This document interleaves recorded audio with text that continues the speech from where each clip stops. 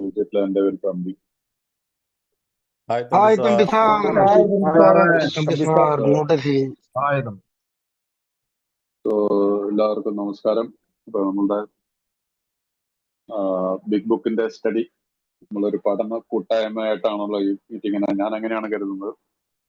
നമ്മളാരും വിദ്വാൻമാരൊന്നുമില്ല അതിനകത്ത്. അപ്പൊ നമ്മളിത് വായിച്ചു പോകുമ്പോൾ അതിൽ കൂടി അതിനകത്ത് കുറച്ച് വർഷത്തെ അനുഭവം ഞാൻ നിങ്ങളോട് ഈ ബുക്കിൽ നിന്ന് എന്റെ സ്പോൺസർമാർ പറഞ്ഞു തന്നിട്ടുള്ളതൊക്കെ നിങ്ങളുമായിട്ട് പങ്കുവെക്കുന്നു എന്നുള്ളത് കണക്കാക്കിയാൽ മതി. അല്ലാതെ ഞാനൊരു ഇതിനെക്കുറിച്ച് വലിയൊരു എക്സ്പെർട്ട് അല്ലെന്ന് നിങ്ങളുടെ മുമ്പിൽ ആദ്യം തന്നെ പറഞ്ഞോളട്ടെ. അപ്പൊ അതുകൊണ്ട് ഞാൻ ഇതിനകത്ത് എന്തെങ്കിലും വിശദീകരണം പറയുമ്പോൾ അതൊരു അവസാന വാക്കായിട്ട് ആരും കാണണമെന്ന് ഞാൻ നിർബന്ധിക്കുന്നില്ല. നിങ്ങൾക്ക് ഉൾക്കൊള്ളാവുന്നത് നിങ്ങൾക്കത് മനസ്സിലാക്കാൻ പറ്റുന്നുണ്ടെങ്കിൽ അതിനെ എടുക്കുക. അപ്പൊ നമ്മൾ കഴിഞ്ഞ ദിവസം നമ്മൾ പ്രവൃത്തിപഥത്തിലേക്കെന്നുള്ള അഥവാ 4ാമത്തെ പടി വരെയുള്ള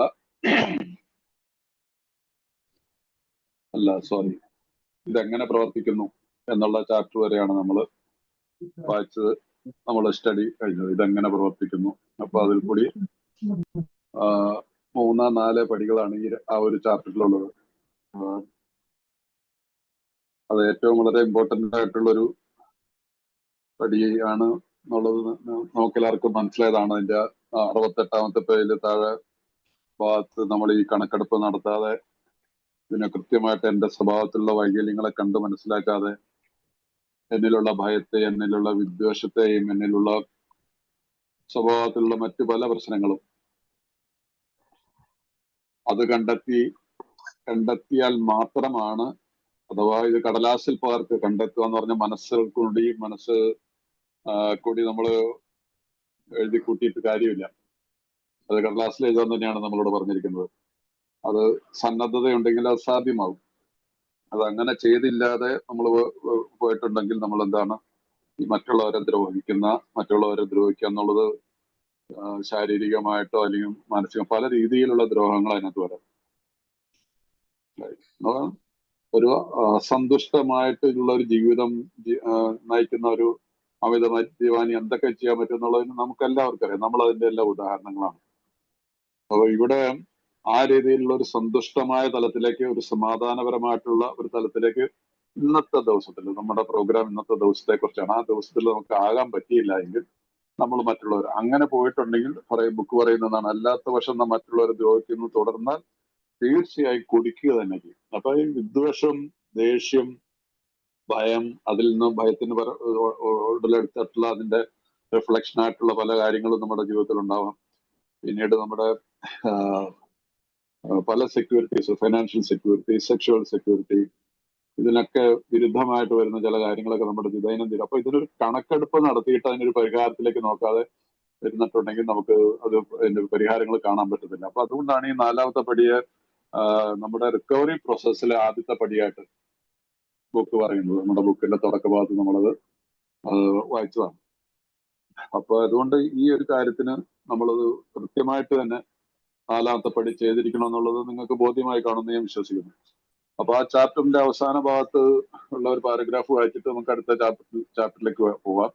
69ാമത്തെ പേജിലാണ്. 69ാമത്തെ പേജില് ഞങ്ങൾക്ക് സ്വയം കഴിയാതിരുന്നത് വിശ്വാസം കൊണ്ട് കഴിഞ്ഞു എന്ന പുസ്തകത്തിൽ ആവർത്തിച്ച് നിങ്ങൾ മനസ്സിലാക്കിയത്. അപ്പൊ ഈ കഴിഞ്ഞ ചാപ്റ്ററുകളിലൊക്കെ എല്ലാ ചാപ്റ്ററുകളിലും സ്ലോലി നമ്മള് ആ വിശ്വാസത്തിന്റെ അല്ലെങ്കിൽ ആത്മീയത, എന്താണ് വിശ്വാസം എന്ന് പറയുന്നത്, അതിനകത്തൊരു ആ വിശ്വാസം എന്നുള്ള വാക്കിൽ തന്നെ ഒരു സ്പിരിച്വൽ ആയിട്ടുള്ള ഒരു ആത്മീയതയുടെ ഒരു ശബ്ദം നമുക്ക് കേൾക്കാം, ഇല്ലേ? അപ്പൊ ആവർത്തിച്ച് നിങ്ങൾ ആരുടെ മൈക്ക് ഓണായി കിടപ്പുണ്ട് കേട്ടോ, ഒന്ന് ശ്രദ്ധിക്കുക. വായിച്ചു കഴിഞ്ഞു. സ്വന്തം ഇച്ഛാശക്തി ദൈവത്തിനും നിങ്ങൾക്കും ഇടയിൽ തടസ്സം നിന്നാലും ദൈവത്തിന് അത് മാറ്റാമെന്നും നിങ്ങൾക്ക് ബോധ്യപ്പെട്ട് കാണും. അപ്പൊ സ്വന്തം ഇച്ഛാശക്തി കൊണ്ട് ജീവിതം നശിപ്പിച്ചു കഴിഞ്ഞ ഒരു സമൂഹമാണ്. ആ ഇച്ഛാശക്തിയാണ് ദൈവത്തിനും എനിക്കും ഇടയിൽ തടസ്സം നിൽക്കുന്നത്. അങ്ങനെ നിന്നാലും ദൈവത്തിന് അത് മാറ്റാൻ പറ്റുമെന്ന് നിങ്ങൾക്ക് ബോധ്യപ്പെട്ട് കാണും. കാരണം ഒരു സംശയത്തോടു കൂടിയാണ് നമ്മൾ ഈ പ്രോഗ്രാമിനെ അപ്രോച്ച് ചെയ്യുന്നത്. നമ്മുടെ എല്ലാം മനസ്സിൽ എനിക്ക് തോന്നുന്നു, ഞാൻ പലരോട് സംസാരിച്ചിട്ടുള്ളപ്പോഴൊക്കെ അല്ലെങ്കിൽ എന്റെ അനുഭവത്തിലും, ഞാൻ സ്വന്തം അനുഭവത്തിൽ തന്നെ പറയുകയാണെങ്കിൽ ഞാനൊരു ഭയപ്പെട്ടുകൊണ്ടായി പ്രോഗ്രാമിനെ ദൈവം എന്നുള്ളൊരു വാക്ക് കേട്ടപ്പോ തന്നെ ദൈവം അല്ലെങ്കിൽ എന്നേക്കാൾ വലിയൊരു ശക്തി എനിക്ക് പിന്നെ ദൈവം എന്നുള്ള വാക്ക് പറയാനായിട്ട് എനിക്കൊരു കാരണം ഞാനൊരു ഈശ്വര വിശ്വാസി എന്നൊന്ന് അടിച്ച് ജീവിച്ചിട്ടുള്ള ഒരു അജ്ഞേയവാദി എന്ന് പറയാം. ഒരു അജ്ഞേയവാദിയായിട്ട് എനിക്ക് എതിരൊന്നുമല്ല, ഞാൻ മതത്തിന് എതിരൊന്നുമല്ല, എന്നും പള്ളിയിലും പോകുമായിരുന്നു. പക്ഷെ എന്റെ ഉള്ളിൽ ദൈവം എന്നുള്ള ഒരു ഭാവമേ ഉണ്ടായിരുന്നില്ല. കാരണം ദൈവത്തിന്റെ മുഖത്തേക്ക് നോക്കാൻ എനിക്ക് സാധിക്കുന്നുണ്ടായിരുന്നില്ല. ഭയമാണ് എനിക്ക്. ഞാൻ ശിക്ഷിക്കപ്പെടും, ഒരു ദിവസം പിടിക്കപ്പെടും എന്റെ ജീവിതത്തിന്റെ ഏതെങ്കിലും ഒരു അവസരത്തിൽ നിന്നുള്ളൊരു ആ ഭയം എന്നെ കാർന്നു നിന്നുകൊണ്ടിരുന്നു. അപ്പൊ അവിടെ ഒരു വിശ്വാസത്തിന്റെ ഒരു ഇത് വരില്ല. അപ്പൊ അതുകൊണ്ടാണ് ഈ ഇങ്ങനെയൊക്കെ ആയാൽ പോലും ദൈവത്തിന് അത് മാറ്റാൻ പറ്റുമെന്ന്. കാരണം നമുക്ക് എങ്ങനെ ബോധ്യപ്പെട്ടിട്ടുള്ളത് മറ്റുള്ളവരിൽ ഈ വിശ്വാസം പൂവണിയുന്നത് കണ്ടപ്പോൾ, അല്ലെങ്കിൽ മറ്റുള്ളവരിൽ ഈ വിശ്വാസം പ്രാവർത്തികമായിട്ട് അവർ വിജയകരമായിട്ട് മുമ്പോട്ട് പോകുന്നത് കണ്ടപ്പോൾ എനിക്കത് ബോധ്യപ്പെട്ടു. യെസ്, ഞാൻ മനസ്സിലാക്കിയിരുന്നു എന്നെ സുബോധവാനൊക്കെ എന്നേക്കാൾ വലിയൊരു ശക്തിക്ക് സാധിക്കും എന്നുള്ളത്. അവരൊക്കെ എന്താ ചെയ്തത്? എന്നെ സുബോധവാനാക്കുവാൻ ഞാനൊരു തീരുമാനം എടുക്കുന്നു. I made A decision. എന്റെ ജീവിത ഇച്ഛകളും ആ ശക്തിയിലേക്ക് തിരിച്ചുവിടുവാനായിട്ട് ഞാൻ തീരുമാനമെടുക്കുന്നു എന്നുള്ള. അപ്പൊ ഇത് അവരുടെയൊക്കെ ജീവിതത്തിൽ ഇതൊരു തെളിയിക്കപ്പെട്ടുള്ള ഒരു പ്രോഗ്രാം ആണെന്നുള്ളത് ബോധ്യപ്പെട്ടപ്പോൾ പിന്നെ എനിക്ക് യാതൊരു ബുദ്ധിമുട്ടും വന്നില്ല.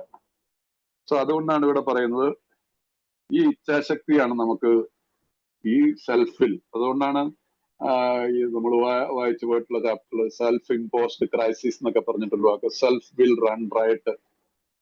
സ്വഹിതത്തിൽ തന്നിഷ്ടത്തിൽ ജീവിച്ച് ജീവിതം താറുമാറാക്കിയതിന് മദ്യപാനി നമ്മളൊരു ഏറ്റവും വലിയ ഉദാഹരണമാണെന്ന് ആ രീതി ആ വാക്കുകൾ ചിലപ്പോൾ ലേശം അങ്ങോട്ടും ഇങ്ങോട്ടും മാറ്റം ഉണ്ടാവും. കൃത്യമായിട്ട് എനിക്ക് ഓർമ്മ വരുന്നില്ല എക്സാക്ട്ലി വാക്ക്, എന്നാലും അതിന്റെ അർത്ഥം ഇതായിരുന്നു. അതിന് എന്നെ സംബന്ധിച്ചുള്ള യാതൊരു സംശയവുമില്ല. തന്നിഷ്ടത്തിൽ ജീവിച്ചാണ് ജീവിതം വെച്ചത്.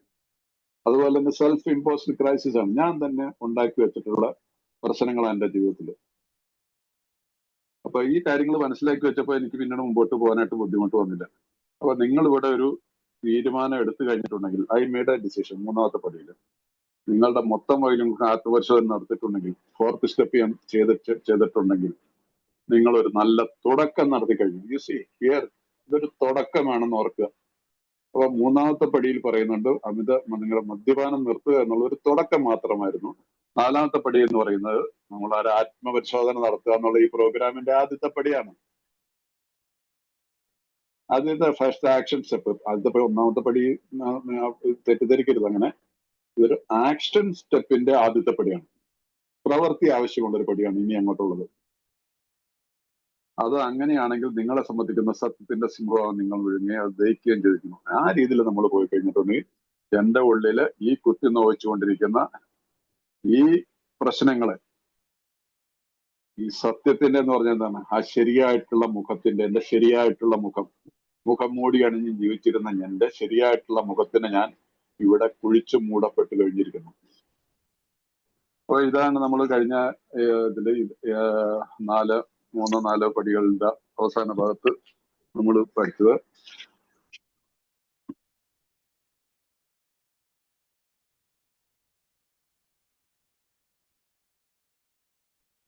ആരുടെ മൈക്ക് മ്യൂട്ടായിട്ടുള്ള ടിക്സൺ, നിങ്ങൾ കോഹോസ്റ്റാറ്റിൽ നിന്ന് അവർ ശ്രദ്ധിച്ചു കഴിഞ്ഞാൽ അവരൊക്കെ ഞങ്ങൾക്കോ ഞാനും മ്യൂട്ടാക്കി. സോ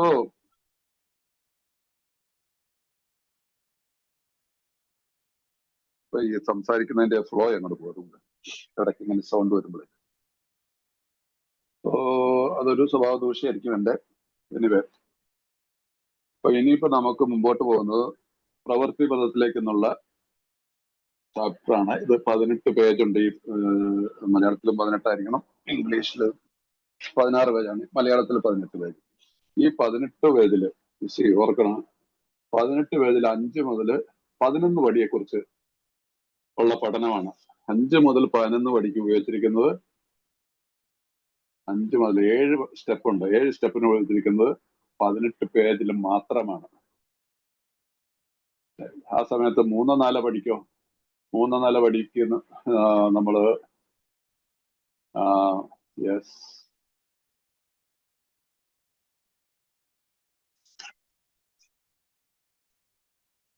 നിങ്ങളൊന്നും എഴുതിയിട്ടിട്ടില്ലേ? മൂന്നാം 4 പടിക്ക് 13 പേജ്, 2 പടിക്ക് 13 പേജാണ്. ഒന്നാമത്തെ പടിക്കോ 54 പേജൊക്കെയാണ്, 54 പേജസ്.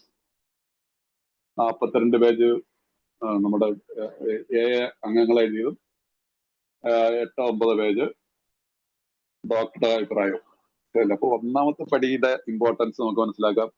3-4 പടിക്ക് വേണ്ടിയിട്ട് 13 പേജുകളാണ് വരുന്നത്. ഇവിടെ 7 പടികൾക്ക് 18 പേജ്. അപ്പൊ ഇതിന്റെ അർത്ഥം എന്താണ്? നമ്മൾ നല്ലൊരു ഭാഗം നമ്മൾ ക്രോസ് ചെയ്ത് കഴിഞ്ഞു. 4-ാമത്തെ പടി കഴിയുമ്പോൾ നമ്മുടെ പ്രോഗ്രാമിന്റെ അർദ്ധ വഴിയിൽ എത്തുമ്പോൾ എന്ന് പറഞ്ഞിട്ട് ആ വാഗ്ദാനങ്ങൾ വായിക്കുന്നുള്ളതില്ല, അതിന്റെ ഭാഗത്തേക്ക് നമ്മളുടെ ഒരു പ്രവേശനമാണ് ഇനിയുടെ. ഇത് വളരെ ശ്രദ്ധിച്ച് മനസ്സിലാക്കണം. അതുകൊണ്ട് ബിഗ് ബുക്ക് കയ്യിലുള്ളവർ അത് ശ്രദ്ധിച്ച് മനസ്സിലാക്കി പോയി കഴിഞ്ഞാൽ നിങ്ങൾക്ക് അത് പ്രയോജനപ്പെടും. എനിക്കും പ്രയോജനപ്പെടും. നിങ്ങളുള്ളതുകൊണ്ടാണ് എനിക്കിത് പറയാൻ പറ്റുന്നത്. നിങ്ങൾ വരുന്നതുകൊണ്ടാണ് ഈ മീറ്റിംഗ് ഇങ്ങനെ പോകുന്നത്. എനിക്കതായാലും പ്രയോജനപ്പെടുന്നുണ്ട്. നിങ്ങൾക്ക് എത്രമാത്രം പ്രയോജനപ്പെടുത്തുന്നത് നിങ്ങൾ സ്വയം മനസ്സിലാക്കിക്കോളൂ. നിങ്ങൾക്ക് പ്രയോജനപ്പെട്ട ഞാൻ ദൈവത്തിന് എന്റെ സ്പോൺസർമാർക്ക് നന്ദി പറയും.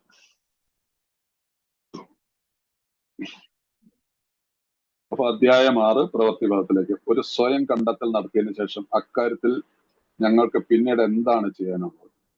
ഒരു പുതിയ മനോഭാവവും ദൈവവുമായുള്ള ഒരു പുതിയ ബന്ധവും ലഭിക്കുന്നതിന് ഞങ്ങളുടെ മാർഗത്തിലെ തടസ്സങ്ങൾ കണ്ടെത്തുവാൻ ശ്രമിച്ചുകൊണ്ടിരിക്കുന്നുണ്ട്. ഞങ്ങളുടെ കുഴപ്പങ്ങൾ എന്താണെന്ന് തിട്ടപ്പെടുത്തിയിട്ടുണ്ട്. അപ്പൊ ഇവിടെ 4th സ്റ്റെപ്പ് കഴിയുന്നതോടുകൂടി നമ്മളുടെ പുതിയ മനോഭാവം ദൈവവുമായിട്ടുള്ളൊരു ബന്ധവും ലഭിക്കുന്നതിന് ഞങ്ങളുടെ മാർഗത്തിലെ തടസ്സങ്ങൾ കണ്ടെത്തുവാൻ ശ്രമിക്കുന്നുണ്ട്. ഞങ്ങളുടെ കുഴപ്പങ്ങൾ എന്താ? നമ്മുടെ ഈ കുഴപ്പം എന്ന് പറയുന്നത് എന്താണ്? നമ്മുടെ ക്യാരക്ടർ ഡിഫക്ട്സ്. ദൈവത്തിനും ഇടയിൽ അത് ഇംഗ്ലീഷ് എഴുതിക്കുന്നത് we have trying to get a new attitude, a new relationship with our creator and to discover the obstacles in our path. നമ്മളുടെ ഈ പ്രോഗ്രാം പ്രാക്ടീസ് ചെയ്യുന്നതിന്, നമുക്ക് ജീവിക്കുന്നതിന്, ഈ പ്രോഗ്രാം പ്രാക്ടീസ് ചെയ്യുന്നത് നമ്മുടെ ജീവിതം, പുതിയൊരു ജീവിതം, ഇവിടെ അതല്ലേ പറയുന്നത്, പുതിയൊരു മനോഭാവത്തോടുകൂടി പുതിയൊരു ബന്ധവും കണ്ടെത്തുവാൻ നമ്മൾ ശ്രമിക്കുന്നുണ്ട്. ഞങ്ങളുടെ കുഴപ്പങ്ങൾ അഥവാ നമ്മുടെ ആർക്കോ ചുമയുണ്ട്, മാർഗങ്ങൾ കണ്ടെത്താൻ ശ്രമിച്ചുകൊണ്ട് ഞങ്ങളുടെ കുഴപ്പങ്ങൾ എന്താണെന്ന് തിട്ടപ്പെടുത്തിയിട്ടുണ്ട്. സ്വയം കണ്ടെത്തലിൽ ദുർബലമാണെന്ന് തോന്നിയ വശങ്ങളിലേക്ക് ഞങ്ങൾ കൂടുതൽ ശ്രദ്ധ പതിപ്പിച്ചിട്ടുമുണ്ട്. സ്വയം കണ്ടെത്തലിൽ നമ്മൾ തന്നെ കണ്ടെത്തിയ നമ്മുടെ ദൗർബല്യങ്ങളിൽ തോന്നിയ വശങ്ങളിലേക്ക് ഞങ്ങൾ കൂടുതൽ ശ്രദ്ധ പതിപ്പിച്ചിട്ടുണ്ട്. നമുക്കറിയാം, എന്റെ ദൗർബല്യങ്ങൾ എനിക്കറിയാം. അത് പണമാവാം, സാധാരണതയിൽ നമ്മൾ പറയത്തില്ല, നമ്മുടെ മലയാളത്തിൽ ഒരു ചൊല്ലുണ്ട്, കനകം മൂലം കാമിനി മൂലം എന്നൊക്കെ പറയും ഇല്ലേ, ഒറ്റ വാക്കിൽ പറയുന്നു. ഇതുമായിട്ട് റിലേറ്റ് ചെയ്തിട്ട് ഒരു മനുഷ്യന്റെ എല്ലാ പ്രശ്നങ്ങളും ഉണ്ട്. ധനത്തിന് വേണ്ടിയിട്ട് മനുഷ്യൻ യുദ്ധം ചെയ്യുന്നു, കാമിനി, സ്ത്രീ, ഇതിനകത്ത് എല്ലാം തന്നെ അടങ്ങിയിട്ടുണ്ട്. ഇതിൽ നിന്ന് വിദ്വേഷം ഉണ്ടാവുന്നുണ്ട്, ഇതിൽ നിന്ന് ഭയം ഉണ്ടാവുന്നുണ്ട്. ധനസമ്പാദനത്തിന് തെറ്റായിട്ടുള്ള വഴികൾ കൂടി പോകുന്നതിനോടത്ത് വിദ്വേഷങ്ങൾ ഉണ്ടാവാൻ സാധ്യതയുണ്ട്, ദേഷ്യം ഉണ്ടാവാൻ സാധ്യതയുണ്ട്, അതിൽ പരാജയപ്പെട്ടാൽ ഉണ്ടാവുന്ന പ്രശ്നങ്ങളുണ്ട്. ഇത് തന്നെ എല്ലാത്തിലും. അപ്പൊ ഏതെങ്കിലും ഒരു കാര്യത്തോടുള്ള നമ്മളുടെ അമിതമായിട്ടുള്ള ആഗ്രഹങ്ങള്, അമിതമായിട്ടുള്ള ആസക്തികള് നമ്മളെ എന്നും നമ്മളുടെ പ്രശ്നങ്ങൾ കൂടുതൽ ഉണ്ടാക്കിയിട്ടുണ്ടെന്നുള്ളത് അത് നമ്മളിവിടെ മനസ്സിലാക്കുന്നു 4th സ്റ്റെപ്പിൽ കൂടി. ഇനി അവയൊക്കെ ഒന്ന് പാകപ്പെടുത്തി പദം വരുത്തുവാനാണ് ഉള്ളത്. ഇതിന് ഞങ്ങളുടെ ഭാഗത്തുനിന്ന് പ്രവർത്തനം ആവശ്യമുണ്ട്. മനസ്സിലായില്ല? ആ പ്രവർത്തനം, action step. Again 5th step is also an action step. Action step ആവശ്യമുണ്ട്. കാരണം ഇത് പൂർത്തിയാക്കുന്നതിന്റെ അർത്ഥം ദൈവത്തോടും, ഇത് പൂർത്തിയാക്കുക എന്നതിന്റെ അർത്ഥം, ഇത് ശ്രദ്ധിച്ച് കേൾക്കണേ വാക്കുകൾ, ദൈവത്തോടും ഞങ്ങളോട് തന്നെയും മറ്റൊരു വ്യക്തിയോടും യഥാർത്ഥ തരത്തിലുള്ള ഞങ്ങളുടെ കുറവുകൾ ഏറ്റു പറഞ്ഞിട്ടുണ്ട് എന്നാണ്. മുൻ അധ്യായത്തിൽ സൂചിച്ച രോഗമുക്തിക്ക് സഹായിക്കുന്ന 5ാമത്തെ പടിയിലേക്ക് ഇത് ഞങ്ങളെ എത്തിക്കുന്നു. മുൻ അധ്യായത്തിൽ ഇതിന്റെ അവസാനം നമ്മൾ വായിച്ചില്ലേ, നമ്മളുടെ ഇടയിൽ ദൈവത്തിനും എനിക്കും ഇടയിൽ നിൽക്കുന്ന ആ ഇച്ഛാശക്തി അഥവാ എന്റെ തെറ്റായിട്ടുള്ള തീരുമാനങ്ങൾ, അതാണ് ആ തടസ്സങ്ങൾ. അതിനെ മാറ്റിയെടുക്കാനായിട്ട് നമുക്ക് സാധിക്കും. അതിന് മുമ്പും ഇതിനെക്കുറിച്ച് മൊത്തത്തിലൊരു ചില വാചകങ്ങൾ പല ഭാഗത്തും എഴുതിയിട്ടുണ്ട് ഇത് ചെയ്യുന്നതിന്റെ ഈ രോഗവിമുക്തിക്ക്. കാരണം രോഗവിമുക്തി എന്ന് പറഞ്ഞിട്ടുണ്ടെങ്കിൽ recovered, you have to be recovered from alcoholism, you have to recovered from our character defects. അത് yes, this brings us to the fifth step in the program of recovery mentioned in the preceding chapter. A program of recovery. നമുക്ക് recovered ആവണമെങ്കിൽ ഈ programme of recovery, ഈ പ്രവർത്തിക്കുന്ന അല്ലെങ്കിൽ വിജയകരമായിട്ട് പ്രവർത്തിച്ച് നമ്മുടെ മുമ്പിൽ വെച്ചിരിക്കുന്ന നിരത്തിയതിന് ഈ ഉപകരണങ്ങൾ നമ്മൾ ഉപയോഗിക്കണം. അത് ഉപയോഗിച്ചാൽ മാത്രമാണ് നമുക്ക് പറയാം yes I am recovered alcoholic എന്ന് പറയാൻ പറ്റുള്ളൂ. സോ ഈ റിക്കവറി പ്രോസസ്സിൽ നമ്മൾ മുമ്പോട്ട് പോകണം. അപ്പൊ അതുകൊണ്ട് ഈ രോഗവിമുക്തിക്ക് സഹായിക്കുന്ന അഞ്ചാമത്തെ പടിയിലേക്ക് ഇത് ഞങ്ങളെ എത്തിക്കുന്നു.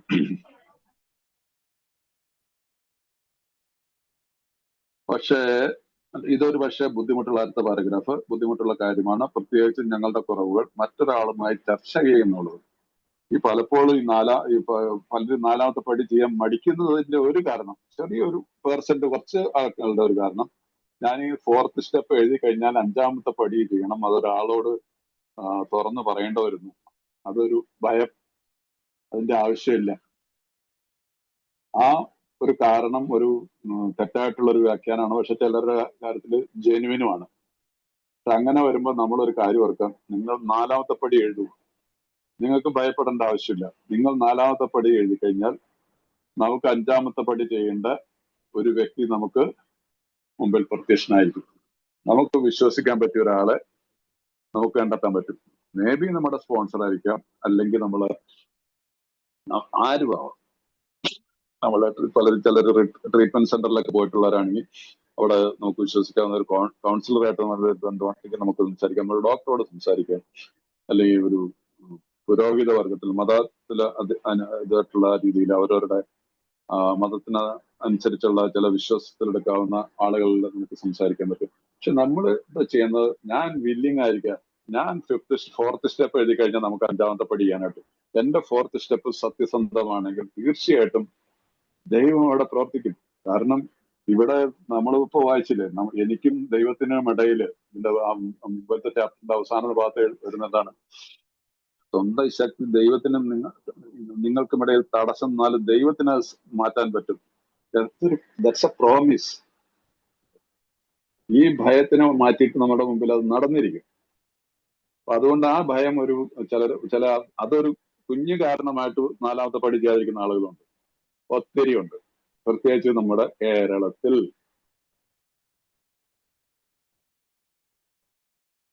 എവിടുന്നോ തലയിൽ കയറി വെച്ചിരിക്കുന്ന ഒരു വേണ്ടാത്തൊരു ഒരു ഒരു ഒരു ഒരു ചിന്തയാണത്.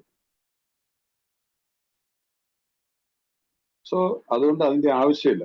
ഞാൻ നിങ്ങളോട് അത് ഊന്നി പറയുന്നത് നമ്മള് ആൾക്കാരാരെയും ഇതാക്കാൻ വേണ്ടിയിട്ട് അനുഭവത്തിൽ പറയുന്ന 7, 8, 10, 12 വർഷമായിട്ട് 15 വർഷമായത് ഫോർത്ത് സ്റ്റെപ്പ് ചെയ്യാതെ നിൽക്കുന്ന ആളുകളെ അറിയാം. ഇനി ഫോർത്ത് സ്റ്റെപ്പ് ചെയ്തിട്ടുണ്ടെങ്കിൽ തന്നെ, എഴുതി വെച്ചിട്ടുണ്ടെങ്കിൽ തന്നെ, അല്ലെങ്കിൽ എഴുതി അത് കീറി കളഞ്ഞിട്ടുണ്ടാവും, അല്ലെങ്കിൽ എന്തായാലും അഞ്ചാമത്തെ പടി മടിച്ചേക്കുന്നുണ്ട്. പക്ഷെ ഫോർത്ത് സ്റ്റെപ്പ് ക്ലിയർ ആണെങ്കിൽ തീർച്ചയായിട്ടും ഉടനെ തന്നെ അഞ്ചാമത്തെ പടിയും അത് ആ ഭാഗം പെട്ടെന്ന് ഇത് ചെയ്യുകയാണെങ്കിൽ, ഞാൻ നിങ്ങളോടൊന്നും പറഞ്ഞു, ആരും തന്നെ എനിക്ക് എന്നെ വിളിച്ചില്ല എന്ന് പറഞ്ഞു. ഞാൻ പറഞ്ഞു ആർക്കെങ്കിലും ചെയ്യാൻ താല്പര്യമുണ്ടെങ്കിൽ ഞാൻ സഹായിക്കാമെന്ന് പറഞ്ഞു. ആരും തന്നെ ഫോർത്ത് സ്റ്റെപ്പിന് 1-2 പേരെ വിളിച്ചെന്ന് പറഞ്ഞു. പക്ഷെ എക്സാക്ട്ലി ഫോർത്ത് സ്റ്റെപ്പിന്റെ ഇതിനല്ല, അല്ലാത്ത പല കാര്യങ്ങളും ചോദിച്ചുകൊണ്ട് ചിലരൊക്കെ വിളിച്ചു. ഞാനതൊരു വലിയൊരു മഹാനായതുകൊണ്ടൊന്നുമല്ല പറയണം. ഫോർത്ത് സ്റ്റെപ്പ് ചെയ്യാൻ ആർക്കും താല്പര്യമുണ്ടെങ്കിൽ സഹായിക്കാൻ എനിക്ക് സാധിക്കും, ആ ഒരു ഉറപ്പ് എനിക്കുന്നുണ്ട്. അതുകൊണ്ട് പറഞ്ഞാൽ, അതുകൊണ്ട് ഈ പടി ചെയ്യണം. 4ഉം 5ഉം പടി ചെയ്താലാണ് നമ്മുടെ റിക്കവറി പ്രൊസീജിയർ ശരിയാവുന്ന നിലയിൽ പോകത്തുള്ളൂ. 4ഉം 5ഉം പടി കഴിഞ്ഞ ഒരാൾക്ക് മാത്രമാണ് ഒരാളെ സ്പോൺസർ ആവാനുള്ള യോഗ്യതയുള്ളൂ. 4ഉം 5ഉം പടി ചെയ്ത ഒരാൾക്ക് മാത്രമാണ് സർവീസ് മേഖലകളിൽ ഓരോരോ പൊസിഷനിൽ ഇരിക്കാൻ പറ്റുള്ളൂ, പാടുള്ളൂ. അതൊക്കെ ഗൈഡ് ലൈൻസിലുള്ളതാണ്. ഇതാരും പഠിക്കുന്നില്ല, മനസ്സിലായില്ല, അത് വായിച്ച് മനസ്സിലാക്കുന്നില്ല. അല്ലാതെയാണ് അതുകൊണ്ടാണ് ഈ സേവന രംഗത്തൊക്കെ ഈ ഉന്തും വള്ളിയും മത്സരവും വോട്ടെടുപ്പ് ഇങ്ങനെയൊക്കെയുള്ള കാര്യങ്ങളൊക്കെ ഉണ്ടാവുന്നത്. കാരണം ഈ പ്രോഗ്രാം പ്രാക്ടീസ് ചെയ്യുന്ന ഒരാളെ കൃത്യസമയത്തോളം എന്താണ് നമ്മുടെ ലവ് ആൻഡ് ടോളറൻസ്, സ്നേഹവും സഹിഷ്ണുതയുമാണ് നമ്മളുടെ നിയമ സംഹിത. സ്നേഹവും സഹിഷ്ണുതയുള്ളിടത്ത് എളിമയുണ്ടാവും. ഈ വാഗ്വാദങ്ങൾ ഉണ്ടാവില്ല, തർക്കങ്ങൾ ഉണ്ടാവത്തില്ല. കാരണം ഈ പടികൾ ഇങ്ങനെ പ്രാക്ടീസ് ചെയ്ത ഒരാൾക്ക് മനസ്സിലാവും എന്റെ മനസ്സമാധാനം കെടുത്താനുള്ള സംഭവമാണ്, എനിക്ക് ഇതിനകത്ത് ദൂരെ നിൽക്കണം. We will step back. നമ്മൾ ഒരുപാട് പ്രാവശ്യം കൈ പൊള്ളിയ ആളുകളാണ്. അതേ വാക്ക് തന്നെ കുറച്ച് വരുമ്പം വരുമെന്ന് എനിക്ക് തോന്നുന്നു. ഒരു സ്റ്റവിൽ കൈവെക്കുമ്പോൾ ഒരു തീനാളം കണ്ടെന്ന പോലെ നമ്മൾ പിൻവലിയുന്നു. അങ്ങനെ പിൻവലിയാൻ സാധിക്കും. അത് എളിമയുടെ ഒരു ഇതാണ്, ഭാവമാണത്. അല്ലാതെ ഞാൻ അവിടെ യുദ്ധം ചെയ്യാൻ നിൽക്കരുത്. സോ ഈ രീതിയിൽ നിങ്ങൾ പടികൾ നിങ്ങളെന്നല്ല നമ്മൾ പടികൾ പ്രാക്ടീസ് ചെയ്ത് പോകണം.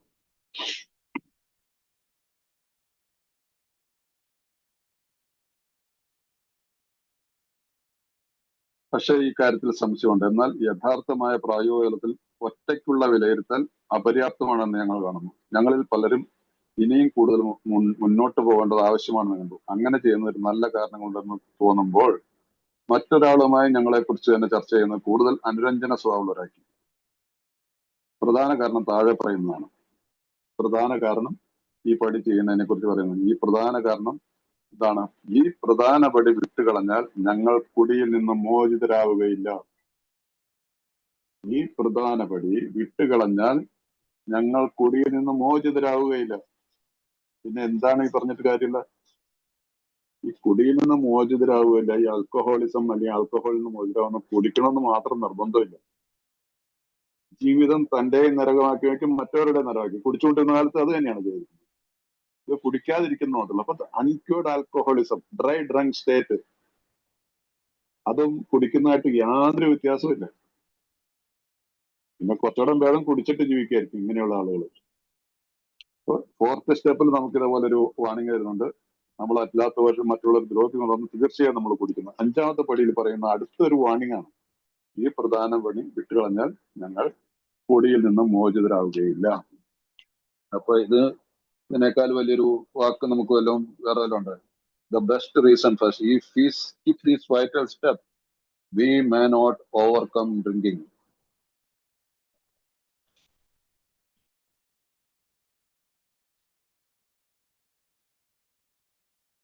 സോ അതുകൊണ്ട് ഈ ബുക്ക് പറയുന്നതാണ്. ഞാൻ തമ്പി പറയുന്നതല്ല, നിങ്ങൾ ഓർക്കണം. കാലാകാലങ്ങളായി പുതുതായി വരുന്ന അംഗങ്ങൾ അവരുടെ ജീവിതത്തെക്കുറിച്ചുള്ള ചില വിവരങ്ങൾ അവരുടെ മനസ്സിൽ തന്നെ സൂക്ഷിക്കാൻ ശ്രമിച്ചിട്ടുണ്ട്. കൂടുതൽ വിനയാനിതരാകുന്ന ഈ അനുഭവം അവഗണിക്കുന്നതിന് വേണ്ടി അവർ കൂടുതൽ എളുപ്പമായ മാർഗങ്ങൾ തിരഞ്ഞെടുത്ത് നോക്കിയിട്ടുണ്ട്. അനിവാര്യമായ അവരെല്ലാം കുടിയിൽ ചെന്ന് ചാടി. അനിവാര്യമായും അവരെല്ലാം എന്താണ് ഈ കാലാകാലങ്ങളായിട്ട് വന്നിട്ടുള്ള പുതുതായിട്ട് വന്ന അവരുടെ ജീവിതത്തിൽ ചിലവ് അവരുടെ മനസ്സിൽ തന്നെ സൂക്ഷിക്കാൻ ശ്രമിച്ചിട്ടുണ്ട്. കൂടുതൽ വിനയാനിതരാക്കുന്ന അനുഭവം അവഗണിക്കുന്നതിന് വേണ്ടി അവർ കൂടുതൽ എളുപ്പമായ മാർഗങ്ങൾ തിരഞ്ഞു. എന്താ എളുപ്പമാർഗം? മനസ്സിൽ തന്നെ ഇത് എന്തിനാ ഞാൻ എഴുതുന്നത്? ഞാൻ എന്റെ മനസ്സിൽ ഞാനൊരു ചിന്തിച്ച് എന്റെ മനസ്സിൽ ഇതെല്ലാം കുറിച്ചിട്ടു. അങ്ങനെ പോയപ്പോലെ എന്റെ ഫോർത്ത് സ്റ്റെപ്പ് ആയില്ലേ? ഞാൻ ദൈവവുമായിട്ട് സംസാരിക്കുന്നു. മറ്റൊരാളോട് സംസാരിക്കാനായിട്ട് എനിക്ക് ഇതിനകത്ത് താല്പര്യമില്ല. എപ്പോഴെങ്കിലും സമയം കിട്ടിക്കഴിഞ്ഞാൽ ഒരാളെ കിട്ടിക്കഴിഞ്ഞാൽ ഇപ്പൊ അതിന് ഇറ്റ് വിൽ നോട്ട് വർക്ക്. അത് വർക്ക് ചെയ്യത്തില്ല. അത് കൃത്യമായിട്ടുള്ളൊരു കണക്കെടുപ്പല്ല. കാരണം നമ്മളിത് എന്താണെന്ന് കൃത്യമായിട്ട് തിട്ടപ്പെടുത്തിയതാണ്. ആ തിട്ടപ്പെടുത്തുക എന്ന് പറഞ്ഞാൽ അതിനാണ് നമ്മുടെ ഇതിന് പ്രവർത്തനം ആവശ്യമുണ്ട്. ആ പ്രവർത്തനം എന്ന് പറഞ്ഞാൽ നമ്മൾ കടലാസിൽ തന്നെ എഴുതണം, അല്ലാതെ മനസ്സിൽ കുറിച്ചിട്ട് കാര്യമില്ല. എന്നിട്ട് എപ്പോഴെങ്കിലും ആരോടെങ്കിലും സംസാരിക്കുക എന്നുള്ള രീതിയിലുള്ള ആ രീതി, അതാണ് എളുപ്പവഴി. അപ്പൊ അവരെല്ലാം എന്താ പറ്റിയോ? അവരെല്ലാം കുടിയിൽ ചെന്ന് ചാടി. ഞങ്ങളുടെ രോഗവിമോചന പദ്ധതിയിലെ മറ്റെല്ലാ കാര്യങ്ങളും പുലർത്തിയിട്ടും എന്തുകൊണ്ട് തങ്ങൾ വീണുപോയെന്ന് അവർ അത്ഭുതപ്പെട്ടു. ഞാൻ 1, 2, 3 പടികൾ കൂടി റെഗുലർ ആയിട്ട് മീറ്റിങ്ങുകൾക്ക് പോയിക്കൊണ്ടിരുന്നു. ഗ്രൂപ്പിന്റെ സെക്രട്ടറി ആയി, ഗ്രൂപ്പിന്റെ ട്രഷററായി, IGR ആയി, ഏതൊക്കെ പൊസിഷനും പോകാൻ പറ്റുമോ ആ രീതിയിലെല്ലാം പോയി. പല ഗ്രൂപ്പുകളിലും ഞാൻ സ്പീക്കറായിട്ട് പോയി. എന്നെ കേൾക്കാൻ ആൾക്കാരുണ്ടായിരുന്നു. എന്റെ അനുഭവങ്ങൾ, എന്റെ അനുഭവവും ശക്തിയും പ്രതീക്ഷയും ഞാൻ പങ്കുവെക്കുന്നതിനെ കുറിച്ച് ആളുകൾക്ക് നല്ല മതിപ്പായിരുന്നു. എന്റെ കുടുംബത്തിൽ നല്ല അഭിവൃദ്ധി വന്നു. പക്ഷേ എന്താ പറ്റിയത്? ഇതെല്ലാം ഇങ്ങനെ ചെയ്തു പോയവര് അനിവാര്യമായും അവരെല്ലാം കുടിയിൽ ചെന്ന് ചാടുകയാണ് ഉണ്ടായത്. നിങ്ങളോടൊരു കാര്യം പറയാം. ഞാൻ 1998 ഞാൻ 1 വർഷത്തെ സോബറേറ്റി ഉള്ളപ്പോഴാണ് ഞാൻ ഈ കേരളത്തിൽ ഡൽഹിയിൽ നിന്ന് വരുന്നത്. 1998 വന്നത്. എന്റെ വീട്ടിലേക്ക് പോകുന്നതിന് മുമ്പ് ഞാൻ നേരെ കൽപ്പറ്റയിലേക്ക് പോയത്. കൽപ്പറ്റ വയനാട്ടിൽ വെച്ച് അന്ന് GSOയുടെ കോൺഫറൻസ് നടക്കുന്നുണ്ടായിരുന്നു. ഞാൻ ഒരു വർഷത്തെ സോബറയൊന്നും ചെറുപ്പക്കാരനല്ലേ, 37 വയസ്സല്ലേ ഉള്ളൂ. 37 വയസ്സിൽ ചെറുപ്പമാണല്ലോ. എനിവേ അന്ന് ഈ അന്ന് 6 മാസത്തിലെ GSO കോൺഫറൻസുകൾ ഇന്ത്യയുടെ പല ഭാഗത്ത് വെച്ച് നടക്കുന്നു. ആ വർഷത്തെ conference Kerala Inter group host ചെയ്തിരുന്നു. അപ്പൊ അങ്ങനെയാണ് ഞാൻ കേരളത്തിലേക്ക് വന്നപ്പോ എനിക്ക് വലിയൊരു ആഗ്രഹം ഇങ്ങനെ ഇന്ത്യയിൽ മൊത്തമുള്ള അംഗങ്ങളെ കാണാൻ. പോരാത്തതിന് കേരളത്തിൽ വെച്ചാകുമ്പോൾ കേരളത്തിലുള്ള ഒരുപാട് അന്ന് കേരളത്തിൽ നിന്നും ഉള്ളൊരു വളരെ ഒരു നല്ലൊരു GSO കോൺഫറൻസ് ഒന്ന് കൽപ്പറ്റയിലുള്ള അല്ലെങ്കിൽ വയനാട്, കോഴിക്കോടുള്ള അംഗങ്ങളായിരുന്നു അതിന് നേതൃത്വം നൽകുന്നത്. നല്ല രീതിയിലും ഒരു മെമ്മറബിൾ ആയിട്ടുള്ള ഒരു ഇവന്റ് ആയിരുന്നു. ആ ഇവന്റില് അന്ന് 100 കണക്കിന് മലയാളികള് അംഗങ്ങൾ ഉണ്ടായിരുന്നു. പലരെയും പരിചയപ്പെട്ടു. ഇന്ന് ഞാൻ അതിനകത്ത് എനിക്ക് കൃത്യമായിട്ട് പറയാൻ തന്നെ എനിക്ക് പറ്റും. കൂടി വന്ന ഒരു 10 പേര് കാണും ആ GSO കോൺഫറൻസിൽ ഉണ്ടായിരുന്നിട്ട്. 2-3 പേര് മരണപ്പെട്ടിട്ടുണ്ടോ? അല്ലാതെ ഉള്ളവര് ഇല്ല. എവിടെ പോയി ആൾക്കാർക്ക്? എവിടെ പോയി? എപ്പോഴോ എവിടെയോ നമുക്ക് ഇവരെയൊക്കെ നഷ്ടപ്പെട്ടു പോയി. ഈ നഷ്ടപ്പെട്ടു പോയതിന്റെ കാരണം ഇതാണ്. അനിവാര്യമായും അവരെല്ലാം കുടിയിൽ ചെന്ന് ചാടി.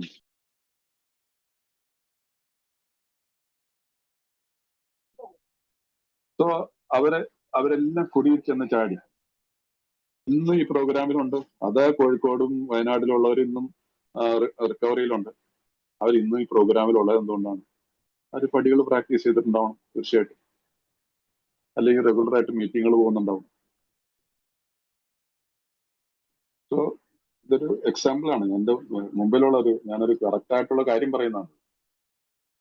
തിരുവനന്തപുരം മുതൽ അങ്ങ് കണ്ണൂർ, കാസർഗോഡ് വരെയുള്ള അംഗങ്ങളെന്ന് അവിടെ സമ്മേളിച്ചിരുന്നു. അത്ര വലിയൊരു ഇതുണ്ടായിരുന്നില്ലെങ്കിൽ പോലും ആ കാലത്തും ഉണ്ടായിരുന്നു. എനിക്ക് തോന്നുന്നു കേരളത്തിലൊരു 10-100 പേരിൽ കൂടുതലുള്ള അംഗങ്ങളുണ്ടായിരുന്നു. അത് നിങ്ങൾ ശ്രദ്ധിക്കണം, മനസ്സിലാക്കിയെടുക്കണം. മനസ്സിലായില്ല? നമുക്ക് ഗ്രൂപ്പുകൾ ഇഷ്ടം പോലെയായി. പോരാത്തതിനിപ്പോ ഈ കോവിഡ് വന്നപ്പോൾ സൂം മീറ്റിങ്ങുകൾ കൂടി ഒരുപാട് മെസ്സേജിൽ ഒരുപാട് പേര് റെഗുലർ ആയിട്ട് മീറ്റിംഗ് ചെയ്യാൻ ഒത്തിരി ആൾക്കാരുണ്ട്. ദിവസം 2-3 മീറ്റിങ്ങുകൾ ചെയ്യുന്നവരുണ്ട്. ചിലർ ഇപ്പൊ തന്നെ ഈ മീറ്റിംഗിൽ തന്നെ ചിലർ ഓൺ ചെയ്ത് വെച്ചിട്ട് കിടന്ന് ഉറങ്ങണ ആൾക്കാരുണ്ട്. വേറെ ഗ്രൂപ്പിലുണ്ട്. നല്ലൊരു കാര്യമാണ്. പക്ഷെ നമ്മൾ ഈ പടികൾ പ്രാക്ടീസ് ചെയ്യണം. ഓക്കെ, ഞങ്ങളുടെ രോഗവിമോചന പദ്ധതിയിലെ മറ്റെല്ലാ കാര്യങ്ങളും പുലർത്തിട്ട് എന്തുകൊണ്ട് തങ്ങൾ വീണുപോയെന്ന് അവർ അത്ഭുതപ്പെട്ടു. അവർ അവരുടെ തന്നെ വീട് വൃത്തിയാക്കൽ, മനസ്സ് ശുദ്ധമാക്കൽ ഒരിക്കലും പൂർത്തിച്ചിട്ടില്ല എന്ന് നിങ്ങൾ കരുതുന്നു. ഇതാണ് സംഭവിച്ചത്. Bless God, clean house, help others. Doctor Bob എഴുതി വെച്ചിട്ട് പോയതാണ്. Bless God, yes, 1, 2, 3 സ്റ്റെപ്പിൽ യെസ്. ക്ലീൻ ഹൗസ് നടന്നില്ല. പിന്നെ ഹെൽപ്പ് അതേഴ്സ്. അതുകൊണ്ടാണ് ഈ നമ്മളുടെ 170 പേജില് പറയുന്നില്ലേ, 170 പേജിൽ വരുമ്പോ നിങ്ങളിൽ ഇല്ലാത്ത ഒന്ന് മറ്റൊരാളിലേക്ക് സന്വേഷിക്കാൻ നിങ്ങൾക്ക് സാധിക്കില്ലെന്ന് വളരെ വ്യക്തമാണ്. അതാണ് ഇവിടെ സംഭവിക്കുന്നത്. 170 പേജില് നിങ്ങൾക്ക് വേണ്ടി ഒരു വിഷയം എന്നുള്ളതിൽ നിങ്ങൾ ഇതിന്റെ താഴെ ഭാഗത്ത് എഴുതിയിട്ടുണ്ട്. നിങ്ങളിൽ ഇല്ലാത്ത ഒന്ന് മറ്റൊരാളിലേക്ക് സന്വേഷിക്കാൻ നിങ്ങൾക്ക് സാധിക്കും എന്നുള്ളത് വളരെ വ്യക്തമാണ്. Help others. നിങ്ങളില്ലാത്ത എങ്ങനെ നിങ്ങൾക്ക് മറ്റൊരാളെ സഹായിക്കാൻ പറ്റും? തീർച്ചയായിട്ടും ഒരു കോൾ വിളിച്ച് സഹായിക്കാൻ പറ്റും. തീർച്ചയായിട്ടും ഒരു സഹായമാണ്, അത് സഹായിക്കുന്നു. അതുകൊണ്ട് മറ്റൊരാളെ ആരെയും വിളിക്കേണ്ടെന്നോ അങ്ങനെ അതല്ല. ബട്ട് അതല്ല ഈ പ്രോഗ്രാം. അത് അവരോട് പറയണം. നമുക്ക് ചില പടികളൊക്കെ പ്രാക്ടീസ് ചെയ്ത് 6 മാസമായി കഴിയുമ്പോഴത്തേക്ക് 3 മാസമായി കഴിയുമ്പോഴത്തേക്ക് പറഞ്ഞ പടികളൊക്കെ പ്രാക്ടീസ് ചെയ്യേണ്ട കാര്യങ്ങൾ ഞാൻ ചെയ്തിട്ടെങ്കിൽ മാത്രമാണ് മറ്റൊരാളോട് എനിക്ക് പറയാൻ പറ്റുള്ളൂ. അതല്ലെങ്കിൽ എന്താ പറയാ, മീറ്റിങ്ങിന് വന്നുകൊണ്ടിരുന്നോ, പിന്നെ ആരെങ്കിലും ചിലർക്ക് ഇത്തിരി താല്പര്യം കൊണ്ട് എനിക്കൊന്ന് ഈ പടികളൊക്കെ ഒന്ന് ചെയ്യണല്ലോ ഏട്ടാന്ന് പറഞ്ഞു കഴിഞ്ഞാൽ ഇപ്പൊ കുഴപ്പമൊന്നുമില്ല, കുടിക്കണില്ല. എന്നാ പിന്നെ ഇപ്പൊ മീറ്റിങ്ങിന് വന്നുകൊണ്ടിരുന്നാൽ മതി. പലയിടത്തും പറയുന്ന ഒരു കാര്യമാണ്, മീറ്റിങ്ങിന് വന്നുകൊണ്ടിരുന്ന സമയമാകുമ്പോൾ അതൊക്കെ പടിയൊക്കെ നടന്നോളും. സമയമാകുമ്പോൾ എങ്ങനെ പടികൾ നടക്കും?